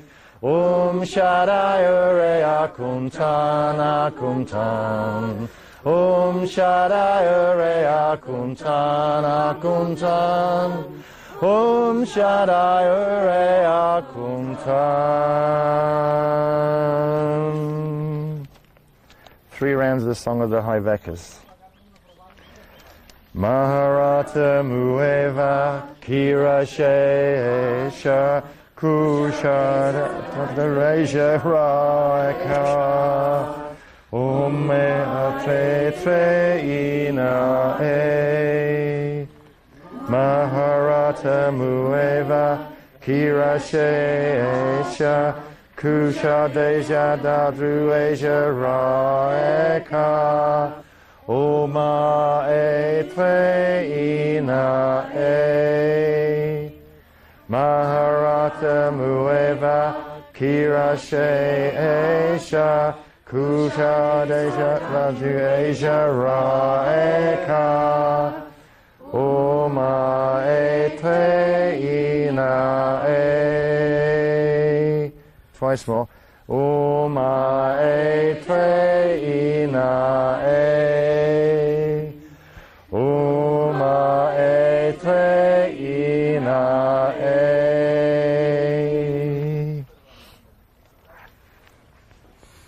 Okay, back to repeat after me. Blessed be in the name of the one true God. Blessed be in the name of the one true God. And the ever Holy Spirit that joins us all. And the ever Holy Spirit that joins us all. In this gathering today as the universal children of God. In this gathering today as the universal children of God. Together assembled in their divine Christed stand. Together assembled in their divine Christed stand. Blessed be the hearts, minds, bodies and spirits of all gathered here. Blessed be the hearts, minds, bodies and spirits of all gathered here. As with pure and impeccable intention. As with pure and impeccable intention. We set forth with full decree. We set forth with full decree. To the loving one true source of all creation. To the loving one true source of all creation. Let my will be thy will. Let my will be thy will. Let my action be thy action. Let my action be thy action. Let my love be thy love. Let my love be thy love. And let my power be thy power. And let my power be thy power. And may we now gathered. And may we now gathered. Serve as the vessels for thy good works. Serve as the vessels for thy good works. And everlasting intention. And everlasting intention. On this day we present call into action. On this day we present call into action. The love, truth, power and glory of our eternal Christ within. The love, truth, power and glory of our eternal Christ within. On this day we, in our Christ power and love. On this day we, in our Christ power and love. Set forth to reclaim and again sanctify. Set forth to reclaim and again sanctify. The ever-holy, divine Christic, divine blueprint. The ever-holy, divine Christic, divine blueprint. Of this sacred land called earth. Of this sacred land called earth. In the name of all that is holy. In the name of all that is holy. Just and true. Just and true. On behalf of the original intentions of the one true God. On behalf of the original intentions of the one true God. And all beings in all worlds. And all beings in all worlds. Who have long suffered to protect God's will intact. Who have long suffered to protect God's will intact. In our Christ presence now. In our Christ presence now. And upon decree and application of the power. And upon decree and application of the power. And love of our eternal Christ fire within. And love of our eternal Christ fire within. We go forth now to victory. We go forth now to victory. In the long-awaited fulfillment of the divine healing. In the long-awaited fulfillment of divine healing. And resurrection. And resurrection. Of this earth to its holy Christ's status. of this earth to its holy Christed status. May we present humbly open our hearts May we present humbly open our hearts in only the Christed way, in only the Christed way, to be touched now by the truth of divine joy, to be touched now by the truth of divine joy, freedom and love, freedom and love, as our long-burdened Earth Mother as our long-burdened Earth Mother, and all beings who have passed through her womb and all beings who have passed through her womb, are now returned to the Christ fold of eternal light, are now returned to the Christ fold of eternal light, sound and divine right order. sound and divine right order. May we once again welcome our beloved Earth May we once again welcome our beloved Earth into God's house of many mansions, into God's house of many mansions, as an officially recognized member as an officially recognized member of the Universal Association of Free Worlds. of the Universal Association of Free Worlds. On this day we celebrate the victory On this day we celebrate the victory of Earth's triumph over the forces of darkness and chaos. of Earth's triumph over the forces of darkness and chaos. Today we humbly assist the many guardian races of the God worlds Today we humbly assist the many guardian races of the God world in ushering Earth and her peoples into a new and lasting cycle in ushering Earth and her peoples into a new and lasting cycle of Christed love and divine right enlightenment. of Christed love and divine right enlightenment. May we, as we go forth now in victory, May we, as we go forth now in victory, offer an intention of healing, offer an intention of healing, love, freedom and remembrance love, freedom, and remembrance to all races and beings of all universes, to all races and beings of all universes, and a special prayer of unconditional Christic love and a special prayer of unconditional Christic love and forgiveness and forgiveness to the fallen beings still ruled by the merciless forces of chaos. to the fallen beings still ruled by the merciless forces of chaos. May all be healed in loving Christic victory. May all be healed in loving Christic victory. By the loving power of my own Christos, it is decreed. By the loving power of my own Christos, it is decreed. Ta Asia inter doe. Ta Asia inter dore. Ta Asia inter doe. Ta Asia inter dore. Ta Asia inter doe. Ta Asia inter dore. Okay, the Ohio Code activation and the repetition of the magic words. Oh boy. That one. Okay. Okay. Okay. 1, 2, 3, Yeah. okay. Yeah, once I get going, I'm Yeah, cool. All right. Now we'll begin by using Psalm 1. We'll repeat Psalm 1 3 times as if we're using it for salutation. And then we'll pick up and we'll go through Psalm 1, 2, 3, 4 a dozen times. And then we'll finish with Ashalom Ta Akasha Da 3 times. This is the one we're supposed to look at this one while we do Yes. it, right? So the people who aren't familiar with this yet, should they take out the other page that has the words and put it right next to it so, to help them out? If they can, yes. Okay. If you can find in there the page Actually, it's about they can just stare at it for a minute or two, like, you know, just kind of absorb the image and just pull it in, like mentally pull Just it breathe. in. Just breathe it in. Breathe it into your head, Yeah. yeah. And then just go to the words. Okay. Yeah, just take a couple of breaths. Yeah. That'll work. It's going to be simpler for people that way. All right. Somebody wants Yeah, a there's copy. enough frequency in the whole group to make it Yeah. clear for everybody. Somebody wants a copy because I'm looking. I think everybody has a copy. Yeah, you can find them. Okay, ready? Okay, Psalm 1 3 times, and then we'll come back to Psalm 1 as the beginning of the 12. Okay. Umae tre ina ikasha. Umae tre ina ikasha. Umae tre ina ikasha. Uma etre ina ekasha ire sharadike she tamira pranachi manu ekre dakuki mayana treari Manekai Hahura Haramaya Maneki Oma Etre Ina Ekasha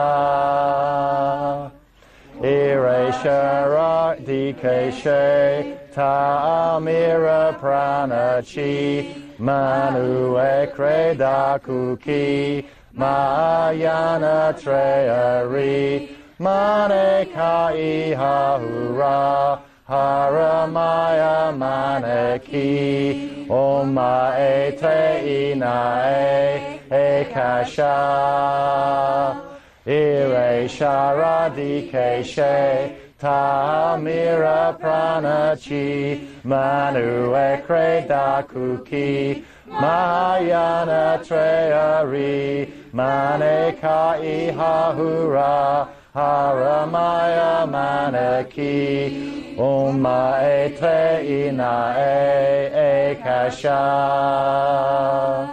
Ire Sharadikeshe Tamira Pranachi Manu Ekre Dakuki Mahayana Treari Maneka Ihahura Haramaya Maneki Oma Etre Ina Ekasha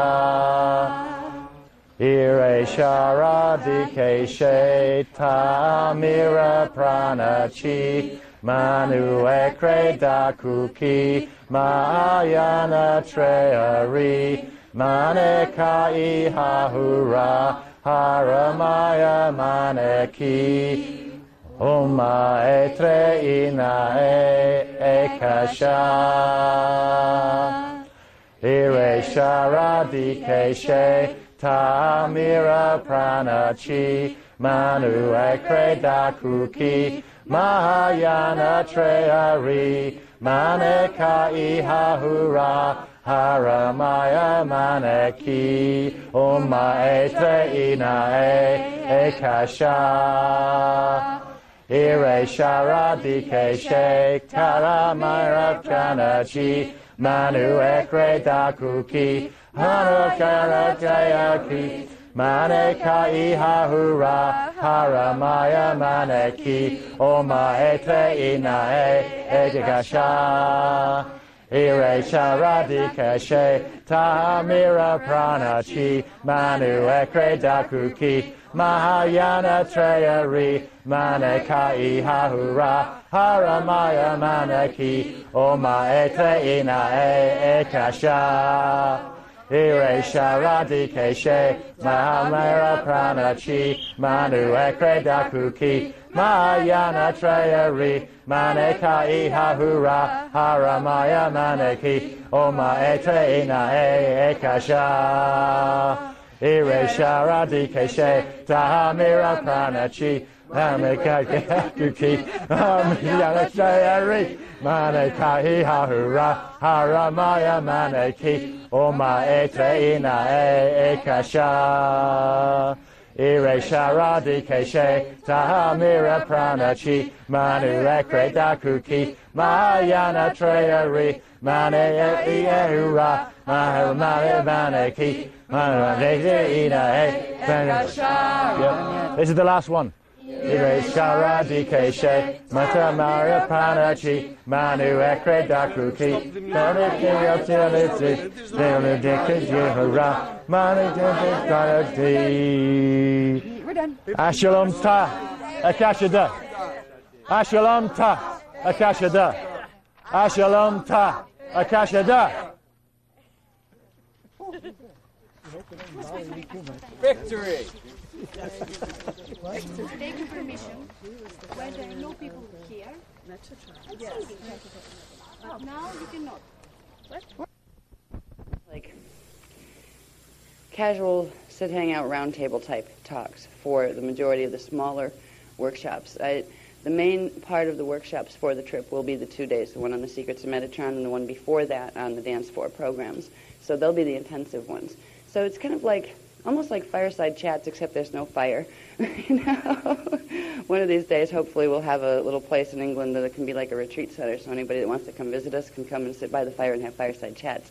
That's one of the things we're hoping to envision for the future. But for now, for this evening, what's kind of interesting about the trips when we get guided to go to a certain place, there's always a history that comes out with it, with the trips. It's history that we haven't been given the records for many times until we get to the sites, and then the records start to be given to us. Now, it's interesting, whenever I go anywhere, I'm never alone. And anybody that takes the contact course, after a while you'll get used to what that means. That means that when you have an open communication line with the Guardian Alliance, somebody's always around. So if you have, they'll go away and leave you alone. They don't bother you. But if you're in a place and it's like you're starting to get pieces of the history, there will be a moderator there saying, yes, and this was at this date, and this is what happened here, and you kind of get like a running history book, at the place. So that's what's happening here with this trip. The information, I've been told that by the end of this year, we have a book that we're working on called the Forbidden Testaments of Revelation, and it's a very intensive history book. It's the history that some of the history has already come out in the Voyagers book series and in the Templar course book and things like that. But it's going to be more of a book that concentrates the history, where you see the whole history line. And when I talk about history, I'm really talking about the history from a very, very long time ago that moves up through the present. We've covered a lot of things for people who haven't been to workshops before. We have covered from the beginning times when life was seeded into this time matrix, not just on this planet, but into this 15-dimensional system, which began 950 billion years ago. That's a long time in Earth time calculation, and how that has led through a series of population of planetary systems as we know them from Earth, what we would call planetary systems or star systems, and how that culminated in the seeding of Earth. Now, our history has been riddled with what we would consider to be war. There has been warring taking place in this time matrix for 250 billion years, which really isn't too bad if you look at the fact that from 950 billion years to 250 billion years, everybody got along well. So that was a pretty nice long stretch of peace. But it hasn't been peaceful here for a very long time. The people on Earth are in a very interesting place of consciousness, because when you come into Earth and you incarnate onto this planet, you're incarnating into, let's say, a little bubble. It's a quarantined reality field, and it's been quarantined for over 25,000 years. So people that are born on this planet come in with an innocence that is useful to some degree, but it is also an innocence that can be the downfall of this civilization. Because if a peoples don't know who they are and don't remember who they are, they don't remember where they came from or what larger drama their existence is a part of, it makes them very vulnerable for somebody to come in and fill in the blanks for them and tell them, oh, well, you're this, we created you, so now you follow us. In our recent history, say from Atlantis, 25,500 BC, up to the present, we have been like children on this planet. The races that were the guardians of this planet, that held huge history banks. This is when we were 12 feet tall and were breatharians. We didn't even need to eat because we had full control. This was what a human was. It was a being who had full control of its ability to manifest and demanifest. We did not need to eat foods. We did not need to, we had different organ systems in our bodies because of the advancement of our gene code. And we were innocent, but all-knowing. There is a place of being where you can be in innocence, but not unaware innocence. We are in aware innocence. Since 25,500 BC, and really it began before that, but the big axe fell during that period of time, and since then, we have been progressively becoming more lost within our hologram down here. We don't remember anymore that we're angels. We don't remember anymore that stargates even exist, forget how to go through them. The fact that we don't have what we used to have is not an act of God. It's not an act of something that was supposed to be in the original divine blueprint for this planet or for this time matrix. But it was an act of, let's say, the interplay of stellar races that was allowed to occur, but only for a certain period of time. It was allowed to occur, and it's interesting. If we go through the history, we'll find, gosh, we've been victimized. That'll be one of the first things that pops out. how could God let anybody do this to us? This wasn't nice. This was like worse than not nice. This was awful. What has happened here has been awful in that context. But we, as humans, incarnating into this reality field, we chose this. We allowed this to take place for certain lessons that we wanted to learn. We were sent on, let's say, a kind of like cosmic doctor's mission. There were races that had fallen, races that were even more ancient than the human race. The human race was created as a doctor race, in a way, that we were going to come in and figure out how to fix it. The best way to find out is to find out what was really causing the problem. So we allowed ourselves to come into a situation where we would experience some of the same genetic mutations and loss of conscious awareness and twists of conscious awareness that those mutations created. So we allowed what has taken place. When we look back at the recent history has been one of the most brutal legs of development on Earth. But that's only in this seeding. There's been 3 seedings of human beings on this planet. Some of you know this that have been to other workshops. Some of you don't yet know this. But 2 of the first 2 seedings were literally wiped out. They were wiped out by the same forces that are back. They're here again, just like we are. Constantly, this place has been under siege because it is a significant location within what's called the Universal Templar System. The Templar System refers to the organic Stargate system. A Stargate system is also the Ascension system, or the Descension system, whichever way you're coming, down or up. All right. The Stargate system is the system of, you could call them portals, Stargates. They're frequency modulation zones between the highest frequency spaces before matter has any density, all the way down to the systems that have full dense matter. The Stargate system is what allows any of us to come into the densification of the hologram that we experience as 3-dimensional reality. So the Stargate system, every reality field has a Stargate system, be it in this time matrix or in this cosmic cluster or in others. The Universal Templar is a small part, and we'll learn this in the Dance for Love program, where you start to see how our huge Templar is very small compared to the larger Templar that it's a part of when we get into the God World Templars. But our 15-dimensional system has 12 primary Stargates that control the matter systems. They go from pre-matter density at D12 all the way down to where we are here in dimensions 1, 2, and 3. And then there are higher systems of gates that have to do with the God worlds. But ever since the Lyran Elohim Wars of 250 billion years ago, there has been a problem in this time matrix. There have been created a system of Stargates that didn't belong here in the first place. They were created because of an event that took place where a certain group of Elohai Elohim became convoluted in consciousness because they had inbred themselves to the point where they had genetic distortion and they were not genetically what they had once been. Because if you cross something with itself enough times, you begin to get errant deviations of the pattern that you didn't expect, and you never know what's going to come out. And that's what happened with some of these Elohim beings. Because of their mutation of consciousness, they decided that they wanted to be masters of this universe. They decided they didn't want it to be a free will universe. They decided that they had the right to do that. And if anybody wouldn't cooperate with them, well, they will just get rid of anybody who wouldn't cooperate with them. So they started warring in the Lyran system. They call it the Cradle of Lyra. That's where our Stargates 12, 11, and 10 exist. They're the entry points into any of the lower density systems in this time matrix. When these wars occurred, the Elohai Elohim High Council, which were the ones in charge of Stargate 12, they were the High Council that was they were the closest ones to the Yanas, which are the Ascended Masters that are beyond being in the time matrix. They were commissioned as kind of the supervisory team to make sure everything went well in this particular time matrix, and they worked together with 2 other groups. You had the Elohai Elohim, the Seraphai Seraphim, and the Brahmarama races, and they had all agreed to something called the Emerald Covenant.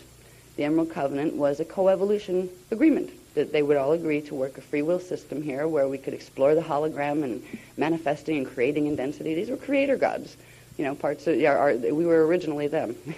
We got down here, but we were originally them. The Elohai Elohim, confronted with the problem of portions of their own race that had fallen to the point where they were beginning to war with the other races, they had also were watching this occur with the Seraphai Seraphim races. The Seraphai Seraphim races created avian life forms. They created reptilian and insectoid life forms. And some of theirs were also having the same problem, and they were fighting with the fallen Elohai Elohim. So there was a lot of conflict going on, and negotiations were tried to help these races re-evolve their genetic code so they could get their consciousness back, so they could stop fighting with each other. But the Elohai Elohim decided to take they were called the Anu Elohim, that was one particular family of them, decided to take matters into their own hands. And if the Elohai High Council wasn't going to help them, then they would simply get rid of the Elohai High Council, and then they would go and get rid of the draconian races that they didn't want here either, and they'd play Masters of the Universe, and this would be their time matrix. And they attempted and succeeded in destroying Stargate 12. Now, Stargate 12 is in a planet called, or a star from here, called Aramatena Lyra. When you look up in the Lyran system here, it's what they call the double-double in Lyra. So that's like, on the star charts, they would call that the double-double. That was the area of Stargate 12. It was in that planetary system. When Stargate 12 was destroyed, there was a big problem for this time matrix because the 12th dimensional frequencies hold what's called the divine blueprint. That's the full mathematical program for everything that's to be manifest in this system is held in scalar wave form within the 12th dimensional frequencies. When Stargate 12 was destroyed, it was fragmented. Those scalar wave forms were fragmented and ripped apart, and part of them went into what's called reversal, which means if you have, let's say, a mathematical program that runs number 1 through 20, take that and flip it around, and you have 20 running through 1. All right, it's a lot more complicated than that, but it's the same concept of a reversal. The mathematical program was running reverse on part of this system. This creates what's called a black hole. As far as science goes, in our contemporary times and sci-fi and that kind of stuff, you can, they talk about black holes. Science here doesn't know a lot about black holes or what they do. But black hole systems are literally systems that, if you think of a pair of nylon stockings, and you know how they get a hole in them, and then it starts to get runners all over the place, and then the hole eats the rest of them eventually, so you throw them away. Well, you can't throw time matrices away. But black holes work like that once a hole is poked in the natural fabric of the scalar wave form, the energy that has gone into that fragmentation begins to reassemble itself in chaotic fragmented form. So let's say you had an alphabet of what we call fire letters or scalar wave forms that created a very beautiful ordered type of universe where things worked well. And you rip those apart and you get alphabet soup, and you throw half of the alphabet soup over this way and half over this way. The one that got thrown over this way became the black hole system, and it reordered itself on an unnatural mathematical program. That unnatural mathematical program did, however, allow for the system to continue, which means the life forms that got taken down into that particular matrix, and it was called the phantom matrix, they were able to, as consciousness, sustain and put themselves back together to a degree. And they formed creator gods in the phantom matrix. And those creator gods were the same ones who tried to blow up the Stargates in the first place. They didn't get the whole time matrix, but they got part of it. And they created phantom matrix. And their main objective was to get the rest of the energy off of the main matrix because they were not self-sustaining. When a black hole system is created, the only thing it can do to sustain itself is to draw energy from the matrix it fell from. If that door is closed in the matrix it fell from, it becomes a finite system that implodes in on itself. And when it implodes, we can never be away from God, but there's two ways to go home. One is fully aware and knowing it. The other is as space dust. You're still holy when you're space dust. You just don't remember it, and it doesn't have much meaning to you at the time. So the system called the Phantom Matrix, which is the beginning of the plight of war in this time matrix, is a system that is structured. They have matter like we do now, because since the Lyran Wars, since the black hole was created, they have progressively found ways to artificially order the energy that they could suck into their system. They have pulled planets into their system. They have pulled galaxies into their system from this time matrix. We're in the middle of a very long drama. We're in the middle of the end of a very long drama. Because for many, many billions of years, there's been a rescue mission going on here trying to get races to evolve back out of the Phantom Matrix, back out of the black hole system, so they can get their Christic imprint back. The Christic imprint belongs to everybody, not just Christians. In fact, the people that call themselves Christians in this day and age that are more interested in telling you that you have to listen to the Bible the way it's written by the Council of Nicaea more than they're interested in finding out what Christianity is really about. The Christic imprint is your divine blueprint scalar wave pattern. We all come in with one, at least we originally did. Now the people in the black hole system, the races that have evolved from there, they no longer have that. They have created races upon races from their system that were born without what's called a Christic spark. That means they don't have the original ordered mathematics as the basis for their template. So they've created many, many distorted forms, many, let's say, mutated children. The children of the phantom matrix became very much intertwined with the children of our matrix. And Earth became one of the main places where that took place. The intertwining of the phantom races and the natural angelic races on this side of the barrier, let's say, began way before we came to Earth. It began in the Gaian system. Now, when I talk about Gaia, I'm talking about density 3, dimensions 7, 8, and 9. It's an etheric matter density level, where we have physical matter here. Then density 2 is a stage between this level of physicality and etheric, where if you imagine what you think a ghost might look like, that kind of, you can poke your finger through it kind of matter, but it's still there, except it doesn't look that way when you're there. It looks just as physical when you're there. It just looks etheric from here. All right. Anyway, it began with Gaia. And it's funny because if you look at the Greek mythologies, Lady Gaia was a goddess. It was a goddess of the earth and things. Yeah, that was definitely true. Yeah, they didn't tell you about density levels, and they took all the science away from it. But they personified Gaia and the names of a lot of things into the Greek mythologies and the Roman mythologies. But the problems began that are affecting Earth began in the Gaian system, and that began about 570 million years ago, where there was a whole bunch of wars, and it was always, you had the angelic races that were trying to assist the fallen races to get out of the black hole system before the black hole system was closed permanently. Because once it was closed, you couldn't get them back out again. So it was an act of love to keep the system opened, to allow it to have enough energy by taking energy from the system so it could sustain long enough to try to evolve these people back into their original forms. But the warring it got progressively more intense from the time of 570 million years ago, because this is when the original guardian races that were here were called the Azarites. They were a collective race that was created by putting the genetic templates of the Elohai Elohim, the Seraphai Seraphim, and the Brahmarama races all together into one to create a race that was appointed as the guardians of the Templar of this time matrix. They were the original angelic race that was supposed to go in here and help the others evolve back out and make sure they didn't destroy a whole bunch of things in the process. Well, the Azarites became entangled in one of the major wars in the Gaian system. They were called the Gaian-Orion Wars, and it had to do with some of the draconian races in the fallen matrix that are associated with the Orion system, and it had to do with a number of other races. We'll get into more of that history when we talk about the Metatronic thing, because this is when Metatron became a problem for our time matrix. But in the meantime, this period, 570 million years ago, was a turning point in this time matrix. The Azarites encountered some problems where large numbers of them ended up in the Phantom Matrix trying to get the others out. So a new race had to be created to serve as the guardian race on this side, and that's where humans were created. We were originally called the Oraphim angelic human, and from the Oraphim came another type of human. It was a step down in the gene code. The Oraphim had anywhere from 24 to 48 DNA strand templates. When you step them down, they're called the Indigo Children this time around, for anyone who hasn't followed the work. Step down from there was the Turanicium II human, angelic human, and they were seated on Tara, where the Orpheum were seated on Gaia and in the Sirius star system and in the Lyran star system. And then the Turanicium II were seated in the Taran time system. Tara is the density 2 counterpart of Earth. That's dimensions 4, 5, and 6. And they're also time frames. Now they're simultaneous time frames. So you have these races and these parts of our races that exist right now in their space-time coordinates. They're still there just like we are here at this time. From the Turanicium 1s came the Turanicium 2s. The Turanicium 1 is the Taran Turanicium angelic human.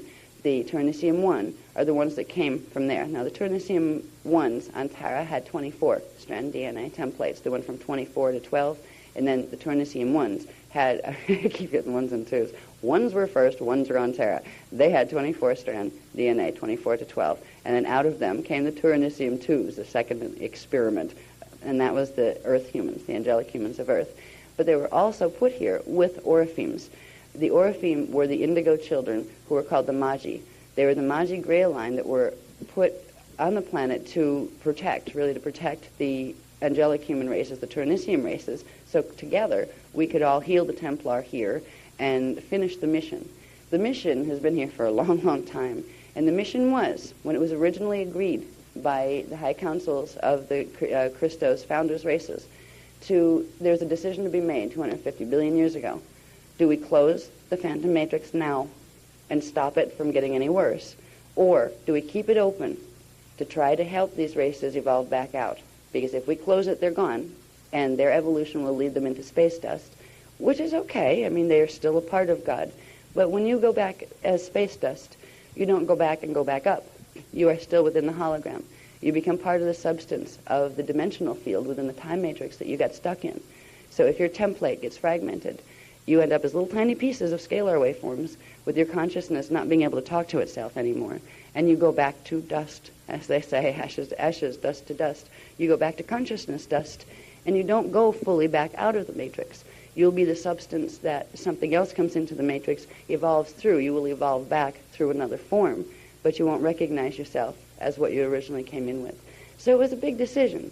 Do we make sure they can't cause any harm? Because like to blow up Stargate 12 and the Divine Blueprint in the Time Matrix is not a small thing. That was the point of original sin, and it was created by the Anu Elohim races. And that's why it even ended up in our Bible way down here this long. Yeah, since that time, it's even come all the way through history to this point. The decision was made to keep the Time Matrix open, the Phantom Matrix open, to see how many of them we could evolve back out. Because there were several races that weren't intended to go. One of the races that wasn't intended to go are called the Odedicron reptilians. They were out of the Seraphim family. They weren't the Draconians. Now, Draconians are called Omicron Draconians. They are different than reptilians. They have partial reptilian gene code at this point, but they started out as dragon moths. So they're like a reptile moth type being, and they evolved a lot of things out of there. They were the original fallen Seraphi race.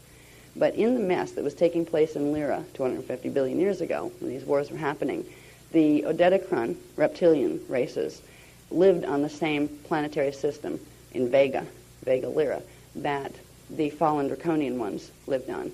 And when the Draconians tried to fight back against the Anu Elohim from Stargate 11, which was on a planet called Avion in Lyra, they ended up getting sucked into the black hole with the Omicron and with the Anu Elohim.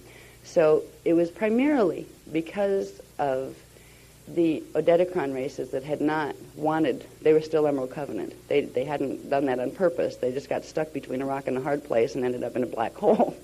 A lot of it was, when you size it up, it was basically, that's what happened to them. And there was great love from the founders' races for all of them, even the ones of their own who had tried to destroy them. I mean, it's like having a child that goes crazy. You still love the child, but you have to do something or it's going to blow up the house and assassinate the neighbors and that kind of thing. And you may love it, but at some point you've got to restrain it or something before it, because it's not helping itself by doing those things either. So there was a lot of love. The decision to keep the matrix open was a decision of love, and it wasn't a decision that had to be made. There was absolute justification at that time to close the matrix. To say, you guys made a choice. You were warned about what that choice would do. Now you've harmed yourselves in a big way. Who are you going to blame? Now, they blamed High Council. Well, if you had destroyed the Draconians like we asked you to, we wouldn't have had to blow up your Stargate, right? This is the mentality. What's scary, did you ever listen to, lately, the conflict in the Middle East? Did you ever hear these people debate each other on TV when they have the representatives of the Palestinian side and the representatives of the Israeli side? Some of them carry that attitude. It's like, well, you made me do it. I have to go keep blowing people up because you make me do it. It's like, wait a minute. Who's going to take some accountability for your own actions here? The whole argument goes way, way back. There are races all over this 15-dimensional matrix and the phantom matrix that have these attitude problems where they don't want any responsibility for their choices. So they blame. And if you can blame somebody, then you've made a target for yourself. So you don't have to grow. You have to go and pick on them and try to suck their energy and mess them up. And then you feel vindicated. This is what has created the whole situation of perpetual warring. But anyway, we have a problem still with phantom matrix. It was left open because of love, and because that there's always, and it's still an attitude that's very much held by Christos races, where there's life, there's hope. If it fell, it can rise again. Theoretically, anyway. And it was a big theory because Council had never, Council was a council of creator God beings that used to be ascended master beings that weren't in matter, that had decided that they would follow this imprint that Source created, that you could create matter systems, and this could be neat. This was new to them too. Uh-oh, what do you do when that happens? Help. Who do you talk to? You call up to the Janus Ascended Master groups. I think we have a problem down here. Did you ever hear of this one before? Is there any other matrix that this happened to? And there had been, not too often, but there were a few other time matrix systems that had that, and some of them completely and totally imploded, which creates a major problem of restructuring. Because if you put enough holes in something, eventually the air or the life force energy goes out and the whole pattern falls to chaos. Source can't allow that to happen, or the whole arena of the hologram would fall apart. So whenever it gets to the point where there's a black hole that's trying to eat everything around it, there has to be a point where Source itself will intervene and say, okay, the balances are going to be reset. At that point, that could have happened in this time matrix 25 billion years ago. And there's still a lot of debate in Council as to, see, there's one group that said, we told you so. We told you, just do it now. Right? When there's the other group, there's the other group of bleeding hearts. Oh, but where there's life, there's hope. Yeah, guess who was on that team? It's really funny. The reason I use the word light, love, and clueless a lot is because I spend a lot of my existence in the last 500 billion years in the light, love, and clueless space, which means, oh, if there's life, there's hope. Love it. Love it enough and it'll come back. Love it enough and it won't destroy you. Love it enough and it'll become good, even if it doesn't want to be. No, it won't. So there's a whole group of Council right now that kind of sits up there and goes, well, we don't like to say we told you so. We understand the love that you guys were coming from. And because it's a free will system, we honored your wishes. Happy now? Can we finish it now? The finishing has to do with simply resetting the divine blueprint completely. And that means opening the God world gates and allowing the frequency to come through that will put the regular mathematics back here that originally came here. But at this point, I mean, we should have done it before. When I look back and say, I was on that council, I said, oh, dear, I really should have gone the other way. But it seemed so heartless. It seemed like, well, you have this handful of fallen angelic races that used to be our brothers and sisters. We love them. We don't want to abandon them. Might have been put them out of their misery and us too. Because right now, you not only have the original groups, you have billions of races that they've created. You have billions of hybrid races that they've created by coming through to this side and finding out ways to use artificial genetic engineering to combine the life forms from here with the life forms from there. We have allowed a mess to occur. And we had the greatest intentions in doing so. It was the intentions of love, and yes, you can heal it. We didn't know any better. You would think, theoretically, that whatever it is, if God made it, and God let it get broke, then God could fix it, right? Well, some things, because of the order of the way the universe works, just the mathematics, the physics that are needed to create the hologram, some things are more easy to accomplish than others. Now, you can, if we did not have a free will time matrix here, if we wouldn't have been nullifying our own point by saying, okay, we're going to make them get better. Right? We're going to go in there, wipe their memory clean, put them back together, and then drag them out by the bootstraps. Right? Now, that's more like the things they like to do, those kind of things. That would have been a violation of the free will of those who chose to take that path. So we had to find ways of re-education and of assisting them with what's called bioregenesis, DNA template regenesis. Because if you have your DNA template shattered and you don't have a D12 imprint anymore, the concept of Christ consciousness means nothing to you. It's like a language you've never heard before. You can't feel the unity vibration that comes from the D12 pattern. You can go and kill something and say, oh, that's neat. Wow, look at that when it dies. Wow, look at that. So that's what happens, and feel nothing. The beings in the phantom matrix don't feel in the same way that beings on this side do. The ones who have crossed between the hybrid people have a little bit of each, which is even harder, because it's like having a demon that lives inside of you, an angel and a demon at the same time, where the angel feels, but it doesn't quite understand what it's doing, and the demon comes through and says, oh, I want to do that, whack. And it goes smacking things and, hurting things, and the other part says, oh, should I maybe feel bad there? So we're in the middle of this, middle of the end of a drama that has a huge history attached. The history in terms of our planet itself is long and exhausting enough. We've brought a lot of that through, and a lot of that's going to go in the Forbidden Testaments of Revelation. Because when you see the history, you kind of go, oh my God. Oh, that's what they didn't tell us in history class in school.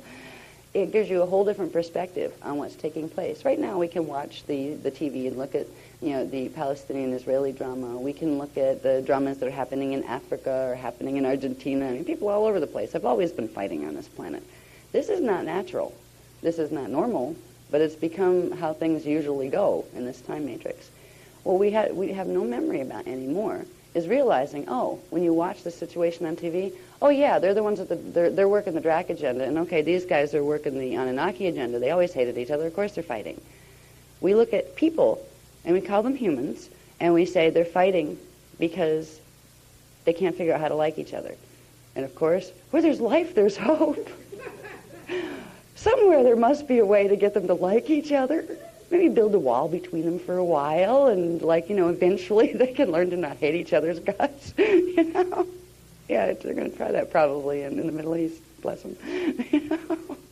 They'll have holes in the wall after a while, just like we had holes in the wall we put between here and the Phantom Matrix.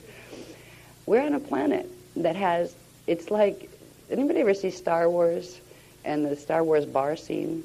Where they had things of all sorts hanging out at the bar, right? It was classic, because there's a point in time when you start to get your eyesight back, your inner, your ancient eyes start to really open, where you walk into a room and you realize we're walking on, this is like the Star Wars bar planet. Things wear human masks here. And what's scary is, a lot of us wouldn't know. And gee, am I human?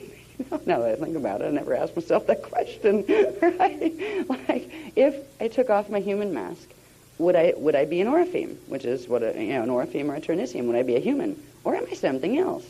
We're taught here to amalgamate the concept of humanity as one race that's bipedal and it kind of looks like this, and it's all one thing and always was. That isn't the way it is here. We all have, we may be of different races, that's fine. There's a lot of Lyran Syrians running around right now. If Orifeme put on their full clothing, they'd be 12 feet tall and look very, very different, and they'd be considered pretty strange compared to most people. We look pretty weird. So would most of you. I can see it if they remove the stuff in the grids that are keeping the gene code here, and everybody within a week morphed back into their original self. You wouldn't have enough psychiatric wards, because you'd walk into the bathroom in the morning to wash your face and go, ah! And everybody would be doing that everywhere with each other and themselves. But the truth is, right now, we're wearing a mask of humanity. All of us are. And on the surface, you can't tell who's from where or what their agenda is. But in truth, all of the agendas that we're seeing running, all of the things that are happening in our daily lives now that are going to become more and more in our faces as we go through the next 10-year period, these are all about politics that have to do with three primary groups. One are the Omicron Draconians, another are the Anunnaki or Anu Elohim races, and the third one, and they're pretty much the ones that are most overlooked, are the Guardian races. They figured they had us neutralized a long time ago, so there's not enough of us on the planet to cause a problem. So the fight that's happening right now, that we're watching evolve right now, has to do with a very ancient battle, a battle that was scripted in Atlantis to take place, but it was put on hold because of a stalemate with the stellar activation cycle there. It's a battle of dominion between the Anu Elohim forces and who are working that, those agendas, and the ones who are working the draconian agendas. There's a third player in this, but they've always kind of been a part of it, and we'll talk about them when we get into the Metatronic thing. They're called the Wisadek races. They were from a different black hole system, and they joined forces with the ones from Phantom. So we'll talk about them more. What I want to, in the Metatron workshop, but tonight what I want to do is just touch a bit on, since we're in the places of, where the Minoan, remnants of their places are and those kind of things. It would be nice to find out, where do these fit in our history? I was kind of glad that I didn't have to get into this when we had our guides with us before, especially the First Lady. I figured she'd probably push me over a cliff by the time I was done, bless her.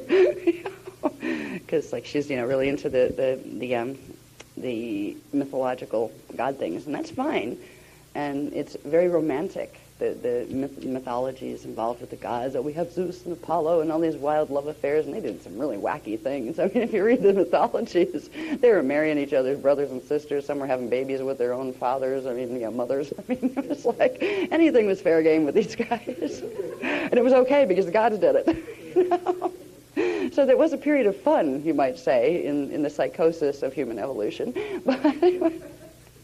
But these guys came from somewhere. These mythologies came from someplace, just as did the Christian mythologies and the Hebrew mythologies, the things that we base so much of our lives on, cultures on right now. Very rarely are we taught to think, first of all. We're taught to absorb information as it's presented to you and follow it, period. And as long as you behave, you'll be socially acceptable, you might be able to have a job, and at least if you're in a more developed country, you'll be able to eat, have a home, and have a functional little, probably meaningless, but at least you'll be able to occupy yourself life. This is what we're taught. We are not taught to sit in history class and they say, yes, the pyramids were built by many people dragging very large rocks up ramps. You're not taught to think, wait a minute, how many people did it take to do that? And you're definitely not taught to think, well, gee, are you sure they did it that way? Maybe they levitated them. You're not allowed to think. You're not taught to think here. We're taught to regurgitate history and basic things that make us functional, like math and science, and things that we can be put to work as good little soldiers. And we're happy because we think we're free, or, well, at least in America and in the free countries, we have that. Even the other countries don't even have that.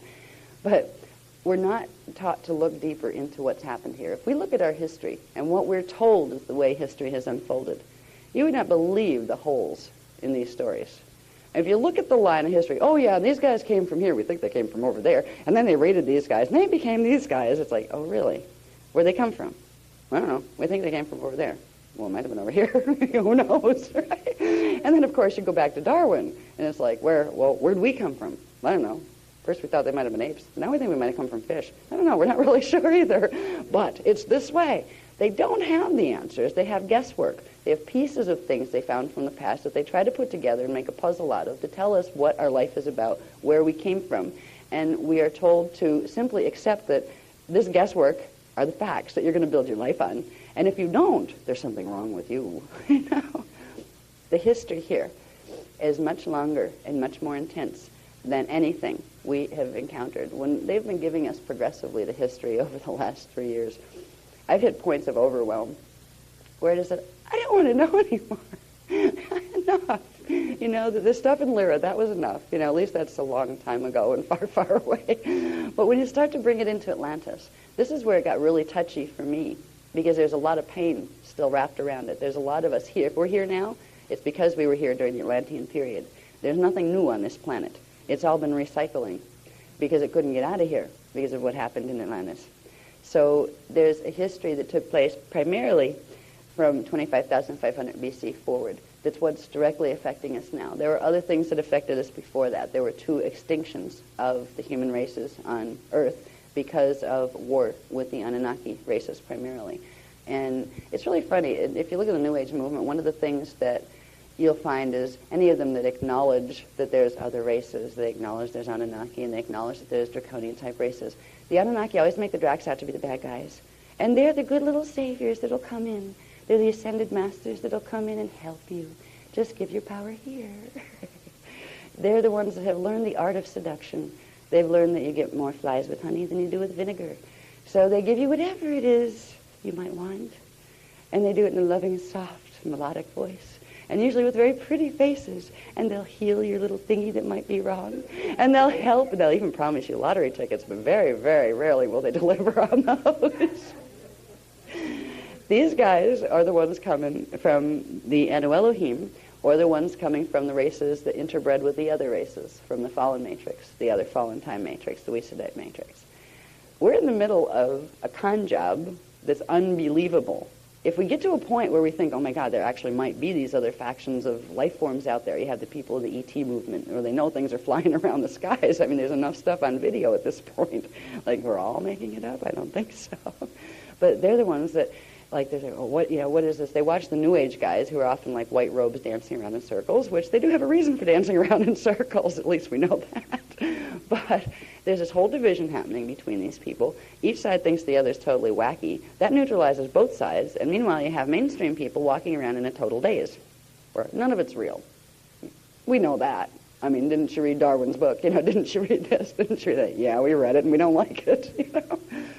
The history is coming toward us whether we want it or not. The past is coming back. Atlantis is rising, and we're walking around in the middle of it. There was a whole series of events that took place between 25,500 BC and, let's say, 100 years ago. There was a script that was step by step enacted. It was a script that came out of an agreement called the Luciferian Covenant. The Luciferian Covenant was an agreement that involved some of the hybrid races. I won't go into the story of the Leviathan races right now. I've covered that in other workshop material. But it was a hybrid experiment that was to help the fallen races. They got in here through hybridization because we let them, because where there's life, there's hope. That's one of those shoot the horses, don't they? Yes, that was a dumb thing to do. But they were allowed in. And there's lots of them running around the planet right now. And most of them don't know that they're that. So they're just as innocent and clueless as the rest of us, right? So you can't blame them for it.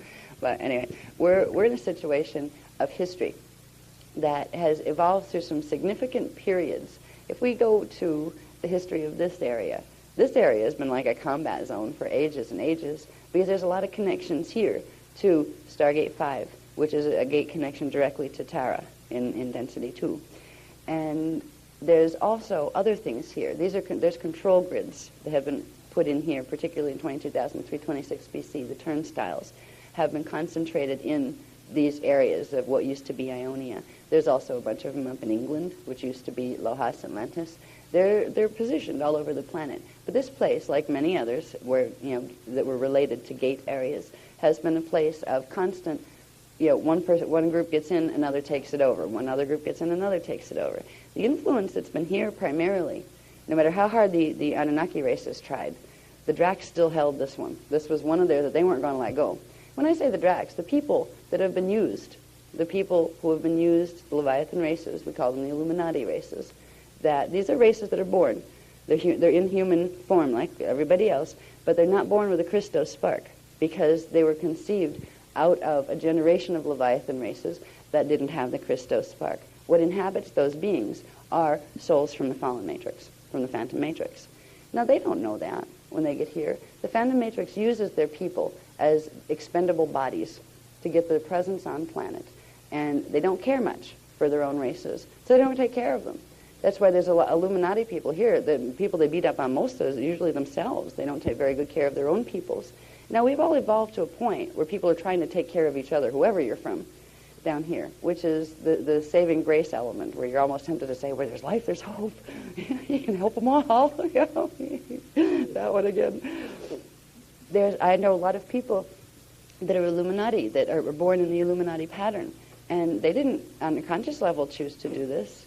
They just found themselves created in bodies, and they grew up, and they have a childhood that they remember, and they don't remember anything else before that, and that kind of thing. But these races have been used like puppets by the fallen angelics who created them. And because of their human imprint, even if it's very small, they don't have a full Christic imprint yet. They don't have 12 strands. But the Leviathan races received 5 strands. They received 5 strands of the human angelic, one at a time. This is where we got our going from Neanderthal man up to like Cro-Magnon and eventually into what we call the Homo sapien. That wasn't our evolution. That was their evolution. because they had a basic apominid form that was created by using certain elements of, I think, monkeys from here and some of their own race strains. And we took that form, when they entered the Emerald Covenant, that form was used to begin splicing in, little bit at a time, the strand templates from the angelic human race to give them the ability to evolve into a form they'd never had before, but a form that would allow them to eventually, if they could regenerate 5 strands over many generations, they could then leave here. This 5th strand activation would allow them to go through the stargates here to get to density 2. You could get them off Earth, get them out of here already, because they had been causing problems here. It was because of those races that the human race fell twice here and was destroyed and had to be reseeded. So it was like, fine, get them evolved, get them out of here, get them up to Terra where we can handle them better and help them on their next stage. They were on a program of evolving to 12-strand evolution so they could get their 12 strands back. But they got hijacked in the middle of it. The races that they had originally incarnated out of, it was like there was a rebellion in Phantom Matrix. A whole bunch of races, fallen races, decided they didn't want to be fallen anymore. They decided they wanted to work their way back and not play, the fallen angelic game anymore. Forget Masters of the Universe. This isn't fun anymore. Basically we don't like it here. And they entered, once they were in incarnation, they had the ability to make a choice to join the Emerald Covenant. They could make a choice that if they were in a form, any form at all, even an animal form here, they could transfer their soul out of the animal form here and into one of these hybrid races that would give them an evolutionary path. It wasn't going to be, you're going to get there tomorrow. It was going to be, you're going to work your way back out. That's the only way you can do it, is to rebuild the template. So they agreed to come in. They're not born with a Christos spark, but they're born with the potential to regenerate it. It makes them, the Illuminati races, even like in the past and now, have a weakness genetically. It's a weakness that allows them more vulnerability. They can be messed with easier. They're like little puppets because of their gene codes. It's like having little black holes in the DNA template. They can literally, if there's a consciousness from the fallen matrix that wants to mess with them, they can move right into their bioenergetic fields and impulse them to do things. If they really want to get themselves into that body, they can very easily push the other consciousness out and take possession of the body. So the Illuminati races are an endangered species, and they don't even know it. They're usually too busy, though, going on Dominion quests down here, because they still carry the same consciousness distortions as the collectives from which they incarnated. They still have a warring mentality. I mean, there have been beings that our governments and certain governments have been approached by what would be considered ETs that offer them certain options since the 1930s and said, well, you can fight this out, but it's not going to work. You're not going to win this way. Why don't you try this? This is the peaceful way to do it. This is the way to protect your planet. And those the people who were in the governments that were being run at the time by the Illuminati said, no, we don't like it your way. We want to do it the peaceful way. You won't give us guns and weapons. We won't talk to you. So they sided with the negative sides. We're in a situation at this point. It's a culmination of the history from Atlantis. The history from Atlantis is very sad. There are repeatedly the places that we've been guided to. There's a layer of history that belonged to indigos and humans, that belonged to us. And most of it was quite sad, because we were continually tracked and persecuted from the Leviathan races. The Leviathan races, or the Illuminati races, that had originally been part of the bioregenesis experiment, were originally not, guys that had gotten in trouble but were trying to rehab. They were trying to be good guys, but they got messed with in Atlantis by the fallen angelics. In Atlantis, you had spaceships flying here. It was common knowledge that ET beings existed. So it was no big deal for them to come in and, like for various different races to come in and interact directly with the peoples. The races that, from the Phantom Matrix, that they weren't supposed to be able to come in here. There was what was called a wall in time that was put up about 5.5 million years ago. It was a frequency barrier between Phantom Matrix and this side, because they were continually invading over here. They were able to poke holes in it and come back and forth. And in Atlantis, they were able to come in enough to where they used seduction. The Anunnaki races used seduction to convince their Illuminati races, their Leviathan races, that they would never be accepted by the humans. The humans didn't really care about them because they weren't of them. They gave them that whole trip. And it wasn't true. I mean, the angelic humans and the founders wouldn't have got involved if they didn't love them in the first place. They wouldn't have taken the risk of, allowing them to come in. But if you don't have the Christic imprint, if you don't have that D12 frequency that will allow you to feel the bigger picture, it made them scared, and it made them not know who to trust.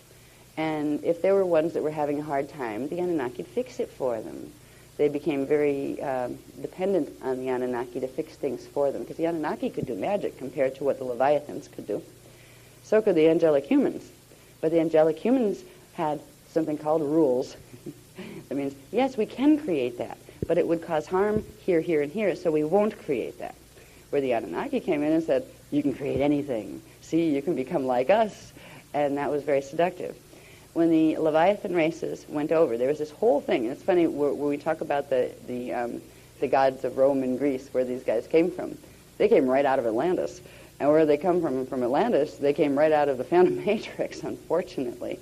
When we get into the Metatronic workshop, we'll see the names of some of the planets in Phantom Matrix, and it's really funny. I mean, we have like Apollyon. That's one of them. There's a number of others that you can see where the gods of Olympus came from. It's more like saying, hi, my name's Earth because I come from there. You know what I mean? It was kind of like that. And there's whole mythologies built on some of the interactions, but between peoples, between groups of peoples. Like in the mythologies, there's a lot of everybody sleeping with everybody else. I mean, it was just like, a heyday of fornication in those mythologies.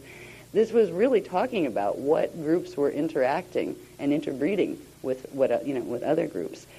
When it came to the point where we have ancient Atlantis, we have a bunch of things that happened there.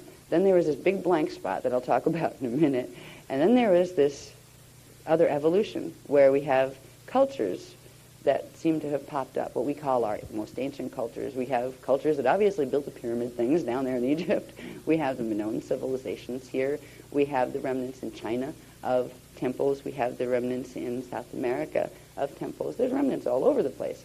So our people on this side that don't have any memory anymore and the books aren't there anymore, and say, where these guys come from? Where did they come from? It's just we were apes once and eventually we'll learn how to build pyramids?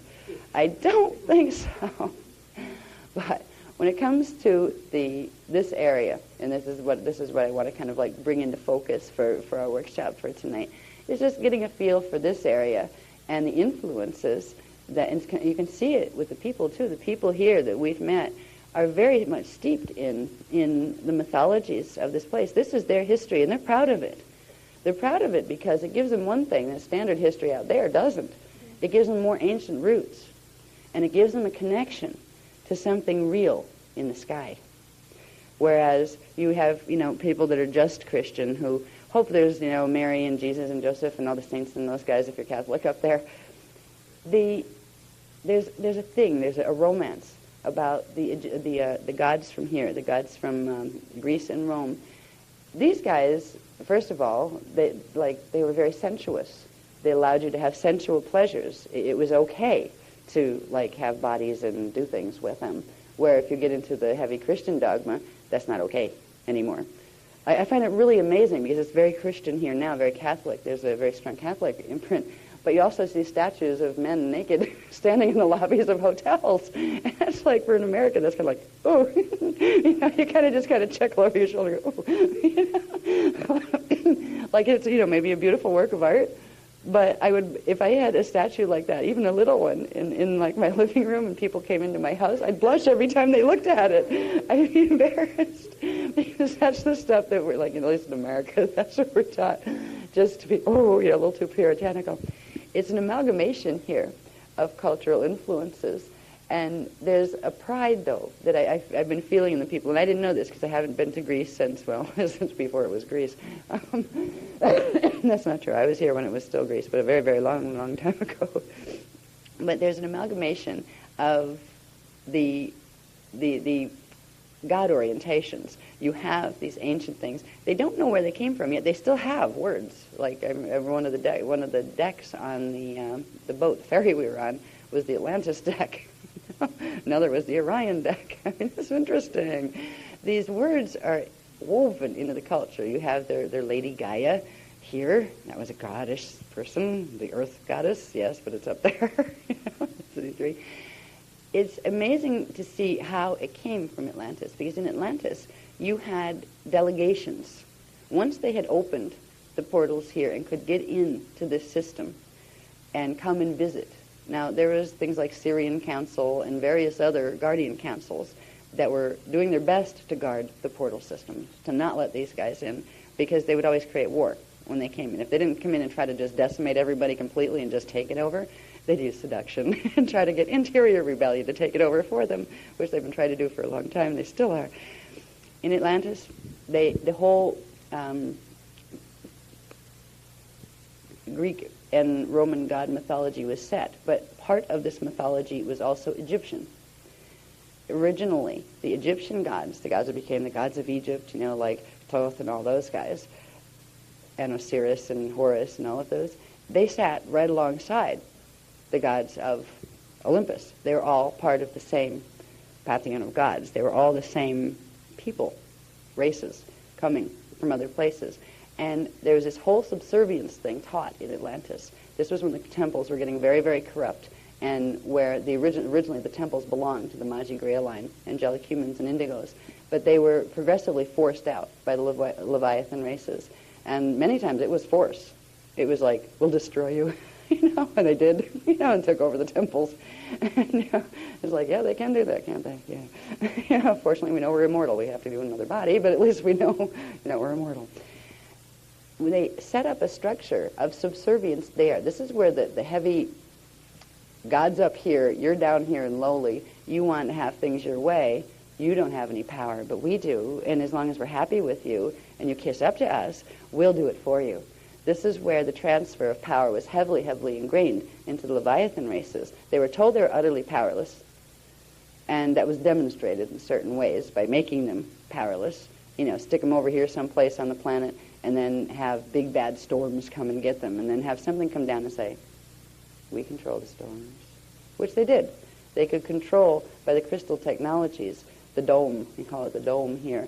It's a natural hydrosuspension field that was very actively controlled consciously in Atlantis. It was set up with apparatus that had to do with massive crystals that were buried underground in relation to the Stargate lines, and you could, ley lines, and they were able to generate, somewhere in one of the texts, one of the obscure little details of stuff for one of the books, I don't know which one it's going to go in, they explain the hydrosuspension fields and how they worked, and what they did with ions in the atmosphere and that kind of thing, and how it allowed them climate control.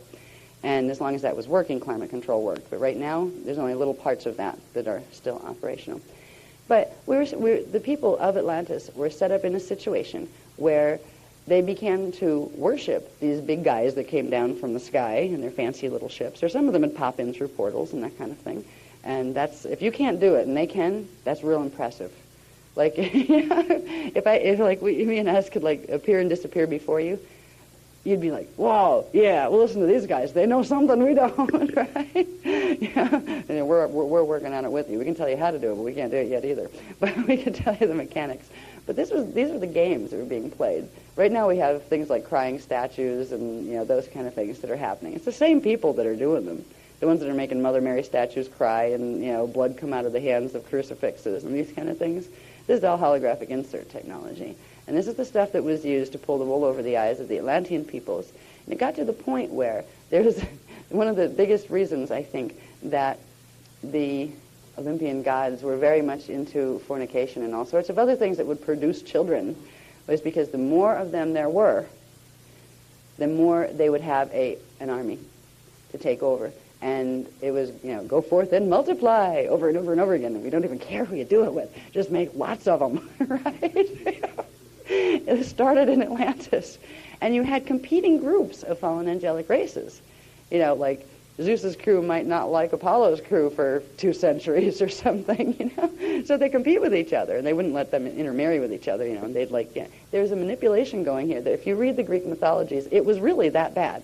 To the point where, yes, there were these big gods from the sky that were pulling strings, and they'd do nasty stuff if you didn't, sacrifice to them and that kind of thing. The Greek mythology, the Roman mythology was true, and that is, in that sense, there really were these big people up there. And that's something that I think that I felt here with the little bit of the Greek people that we've met, a part of them knows this. They know there is a truth to those stories, where in America it's like, oh yeah, the Greek mythology stuff, you know. It's like, it's neat, it's romance, it's like, you know, fairy tale, you know, that kind of thing. These guys know it wasn't fairy tale. They know there was some substance to it. That substance became mythology after a key moment in time. It was in 9005-58 BC. That is a point in time when the groups of different Leviathan races on the orders of their fallen angelic kin from the Phantom Matrix orchestrated the flood, the Great Deluge. That was the great house cleaning period. There were a couple of times from that point going up further to like 3470 BC. This was another point in time that there was a significant thing that happened that led to what we call the cultures here, the Minoan culture. This is where they begin to fit into the picture. I'll start with 3407.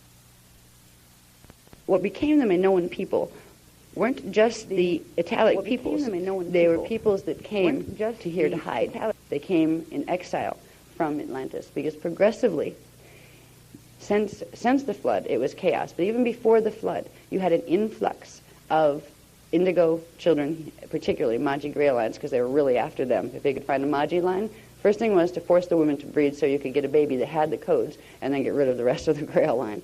You know. So since the flood of 9005-58 BC, there had been a progressive exodus of movement of the Ionian, of the Magi Grail lines into various regions. Some went to France, some in what we call France, and I think it was called Gaul then, but it was, some went to France, some went literally went down into the Middle East area, some are in Afghanistan, and some went over into this area. The ones that went into this area, that's called Greece now, were of the Celtic Druidic descent.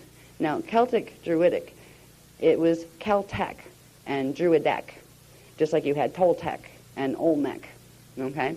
These were Atlantean tribes of the 12 tribes races. They were a Grail line. The Druidecs were the Magi Grail line that went with Tribe 3 of Nohasa, Atlantis, which is now what we call Bermuda. What's left of it is called Bermuda.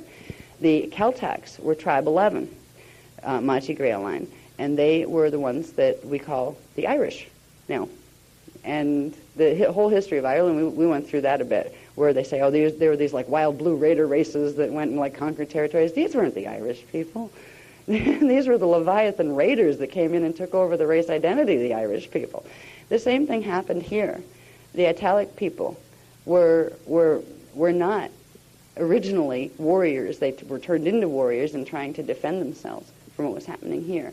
But before we had the buildings that we saw, like today at Knossos, the big palaces and those kind of things, there were civilizations here that for a while were actually peaceful. Because for a while, Ionia became a haven where we were being chased out of other areas, where gate conquests were going down for Gate 11 up in England and for various other gates, Gate 10 down in Iran, and there's a bunch of questing going on for Gate 8, I believe, in China.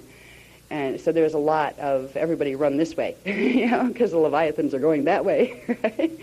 And we were able to set up small pockets, and this is why we were able to survive to the point where we can have an indigo Grail line on the planet right now, and where you can have an angelic human Grail line left, is because we would do it in small pockets, and they'd be scattered all over the place. So there wasn't any one big concentration of them where somebody could come in and wipe out the whole bunch. There would still be somebody left to carry the race line.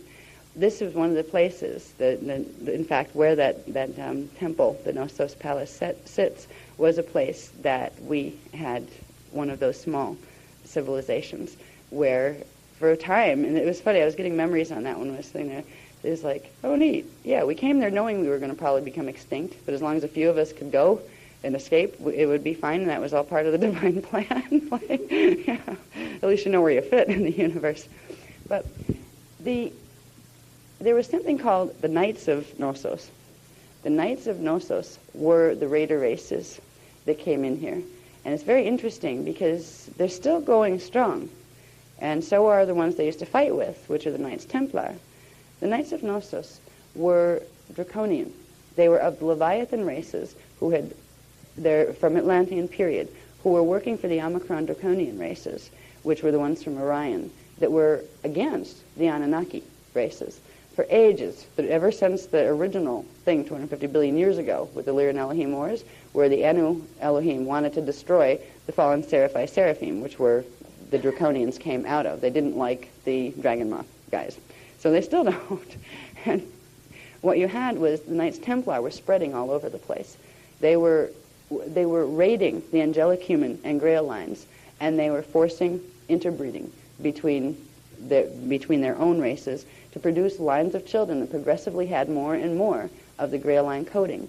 The Grail line DNA coding is what went with the planetary grids. Humans and angelic humans and the indigo children have DNA that is mathematically coded to the mathematical scalar template of the planetary shields. We could run the Templar. We were given that as a gift because we were the ones appointed as the guardians of this planet. And the Leviathan races, if they were ever going to take over this planet and actually be able to run the Stargates, they had to be able to access the Stargates, the security coding in the Stargates. They needed the gene code. So they couldn't just come in, flatten everybody, and take it.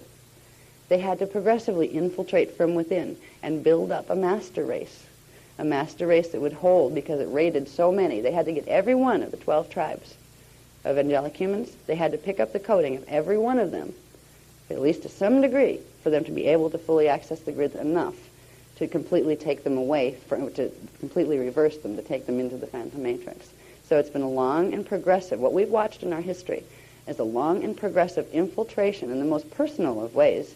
I mean, they would literally send their raider races into a culture or a town, and they would kill most of the men, and they would rape the women, and they would keep them only until they gave birth, then they would kill them too. And they would keep the children and have their own women raise them. And there was this is just a horrible way to be. They wonder why we don't want them to, keep doing what they're doing. They wonder why the council will never approve of the way they want to run their free will matrix. So in this particular time period, where after the flood, 9558 BC, between that period and 3470 BC, there was a lot of wacky things happening. You had a whole bunch of Leviathan races that decided to follow the agenda of the Draconian races, because the Draconian races had started to incarnate into the Leviathan form, which is primarily an Anunnaki form when it started in Atlantis. They'd started to incarnate into that. So now you had Draconian Leviathans and you had Anunnaki Leviathans, and they didn't like each other. Okay, so you had progressively, the Anunnaki were the dominant ones. They have 11 strands of what we call reversed DNA template, as opposed to the 10 strands of the Draconian. So they have a little bit of genetic one-up on you kind of thing. Where Draconians would approach things with just go in your face and dominate you. I'm going to take that.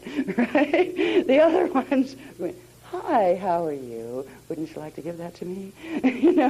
Whole difference. There's a sophistication, a manipulation with that extra 11, that 11th reverse strand.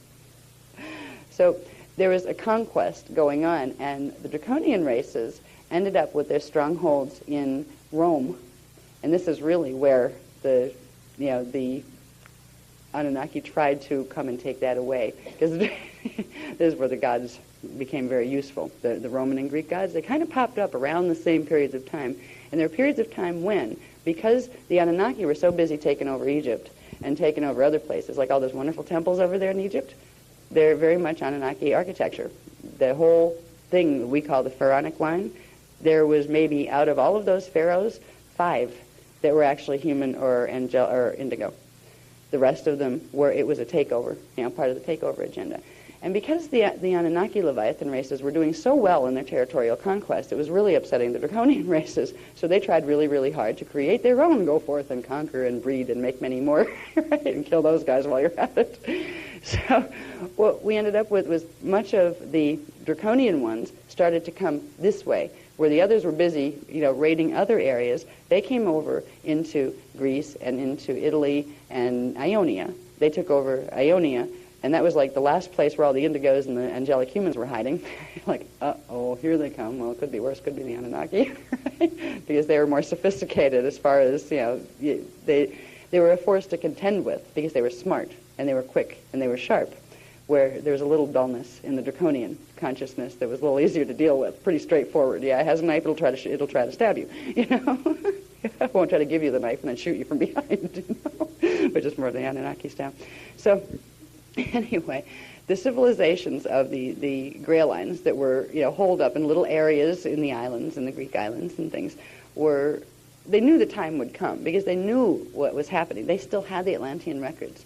It was at the point where, even when Minoan civilization started, and it really started about 4,500 BC. It was not, you know, as far as what they call the Minoans now, there was stuff here before that. There were people here before that. There were Ionians here before the Grail lines came in, and then you had the Grail lines came in. So you really have like Celtic Druidic Greeks, and you have Ionian Italic Greeks, and these were the original, you know, some of the original people. Many of the people here, they don't know their history anymore, but they are them.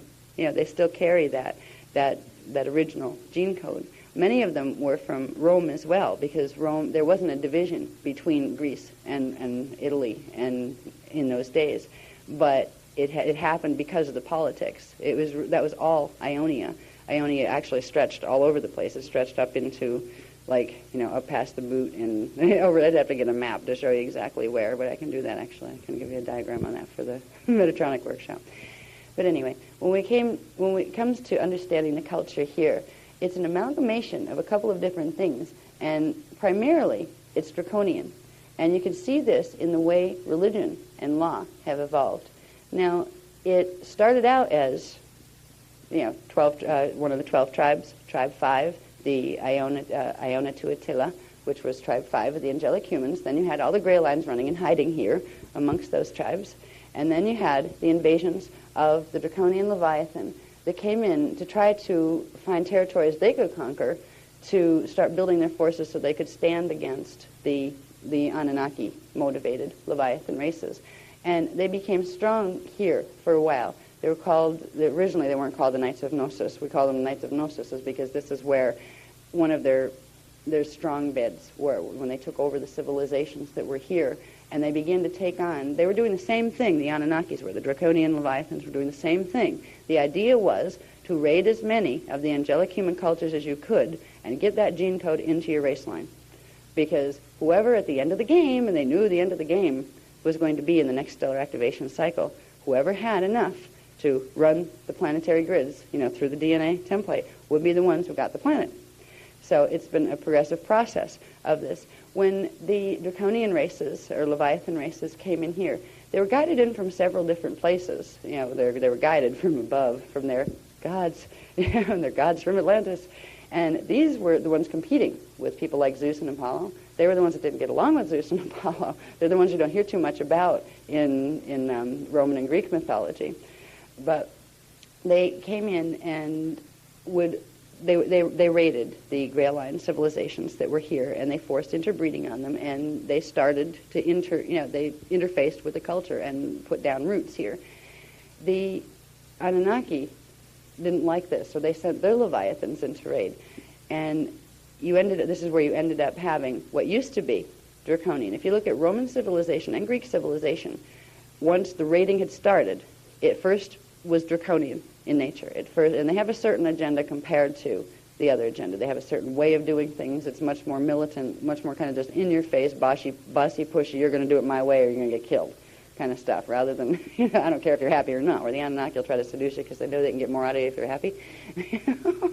Right? But you have the original cultures that were here, and then you have the draconian ones coming in and forcing their way in and building their temples over what used to be our temples, sometimes just taking our temples outright and saying, now it's ours. You know? Sometimes in the very ancient Roman days, they would come in, they would actually keep the structure and kind of like fire the staff, yeah, go kill it out back, and then dress up yours as the same ones. And people would come, our people would come, and they wouldn't, you know, realize that something had gone down. They'd take our names, they would take the names of our temples, and they would promote their own agendas through the temples that we had. This happened with like the Temple of Artemis and this kind of stuff. They were originally good guys, but they turned them into something totally twisted. They'll probably do this with Azurite Temple too, by the way. Once we get through with the contact course and the Nephilim, you know, start contacting the part of theirs that are going to send in as infiltrates, we'll have a whole like Azurite temple Nephilim division, I'm sure. And this has been done all through the history, so be prepared for it. Don't be surprised when it happens. This has been happening all along. It happened all through Rome. It happened all through Greece. And it's kind of like one of those things. Well, eventually we know the drama's going to be over, so it's like it's not a great thing, but you don't get too upset about it. Now, what happened here? Once the Draconians had invaded and started to create generations, like building their master race that would have the gene code, this caught the attention, of course, of the Anunnaki races. Wait a minute, they're getting too strong over there. And there's a whole series of events that took place that centered around raiding of not just here, Anunnaki raiding of not just here, but also of the Mayan cultures in South America. Now, these are happening around the same time, and they're headed by somebody called Thoth. The Egyptian god Thoth. Well, he was also Hermes Trismegistus. I have a hard time saying that one. In the Greek mythologies. Is it Roman? It was Mercury in Roman. Yeah, he was known, that was associated with the Mercury god in Roman mythology, but Hermes Trismegistus. This was Thoth. Thoth, my old buddy. I say that because I know the being. The being is an immortal, and not because he has a Christos imprint anymore. He was appointed as he had joined Emerald Covenant. He was originally of the fallen races, did bioregenesis, got this close to becoming a Christed being again, and was put in charge of a whole bunch of the Leviathan races in the bioregenesis experiment. He was one of the first. He and Enoch were two beings that were entrusted to guide the Leviathan races back into their evolution. They were the ones appointed to oversee two different divisions of the Leviathan race experiment, and both of them at different times fell. And when Thoth fell in Atlantis, he took his privilege, and this happened in 22,326 BC. That's when he left the Emerald Covenant, and he took his Leviathan races and decided they would create a master race here, and that they would take over. And that's been going on ever since. So when you think, hear of the names like, Hermes Trismegistus, this was Thoth. When you hear about the guy who was it Quetzalcoatl, the one I can't pronounce, Quetzalcoatl, in the Mayan legends, this was the same person, and it was the same collective. The Thoth, the Thoth paradigm comes out of a place called Nibiru, or Nibiru. Nibiru used to be our 12th planet, and it isn't anymore because it got sucked into Phantom, and now it just comes through on a very strange orbit. We're going to talk about this in the Metatronic science things because we're going to have a little visit by a part of Nibiru that we really don't need to have a visit by. This is all coming to a head in this time period. But when we go back into the Greek culture and what it's evolved from, where these gods evolved from, when the Draconians got a stronghold over here and in certain other places, they were also in South America because there are stargates over there. You have in Peru, you have Stargate, you have 5 and 7. Yeah, 5 and 7 over there. And over here in Italy, you have QSite 5, which is Inner Earth Stargate 5. All right, so basically you have 12 stargates that are our stargates, and then 12 points called QSites that connect to our stargates, but also directly to the Inner Earth stargates. And that's why when I said Italy with Tribe 5 would be settled wherever Gate 5 and QSite 5 was. All right, so this is how that works. It's in Voyages, if anybody hasn't read that. How the tribes were seated in relation to their stargates and to their QSites was already in there. But anyway, there were these progressive, all right, the Dracs got this far, the Anunnaki were going to follow them. It started in Egypt, and this is why there's influences. You can trace the Egyptian influence over into Mayan culture, over into Incan culture, and those kind of things, and particularly Aztec. Aztecs were ones that got taken over by the Dracs, and the Mayas were ones that ended up getting taken over by the Anunnaki. So, and they were always like competing with each other. It happened here too, where you had certain groups of the original Italic people were taken over by the Dracs, and for a long time it became very Drac here, very draconian agenda. And the draconian agenda was about letting the dragon moth people from Orion, they would be the creator gods of the planet and kick anybody else out that didn't like it, that kind of thing. And the Anunnaki had their own version of that, they wanted to do that. But when the gods of Atlantis were brought back, they were brought back into Egypt, they were brought back into Mayan culture in South America, they were brought back into certain areas of China, and they were brought back here. And here they were brought back in the, let's say, clothing of the Greek and Roman mythologies, where the stories were told. And the stories were almost like tongue-in-cheek, some of them. I mean, they would tell the history, yeah.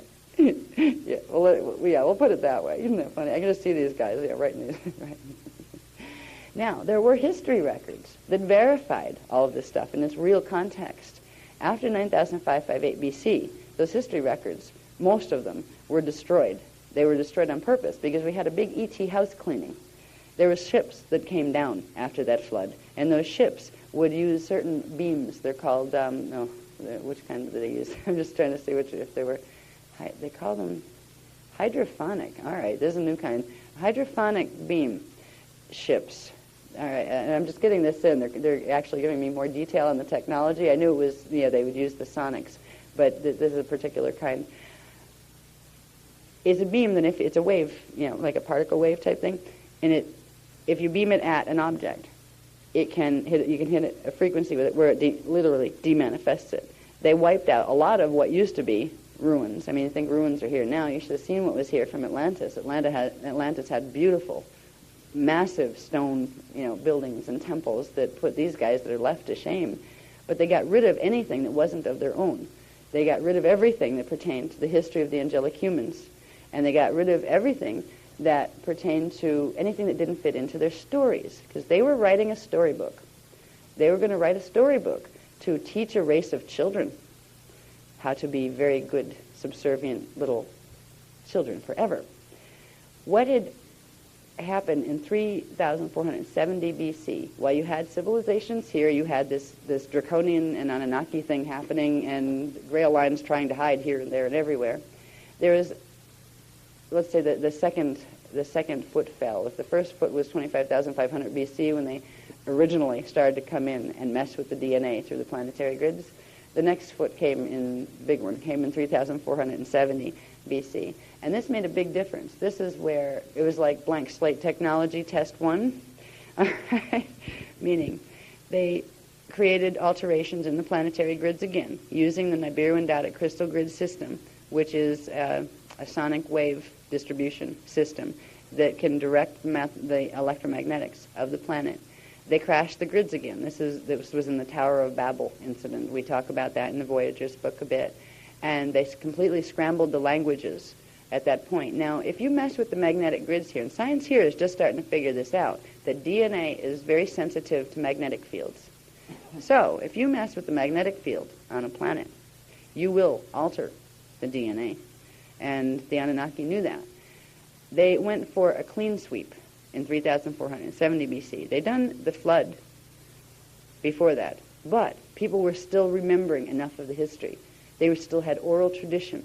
They were speaking the Mahabharata texts, which were the books from the CDD plates, the founders' teachings. There were still enough Grail lines left that we were teaching our children, and they were teaching their children. They were spreading the word that this is what is really going on here.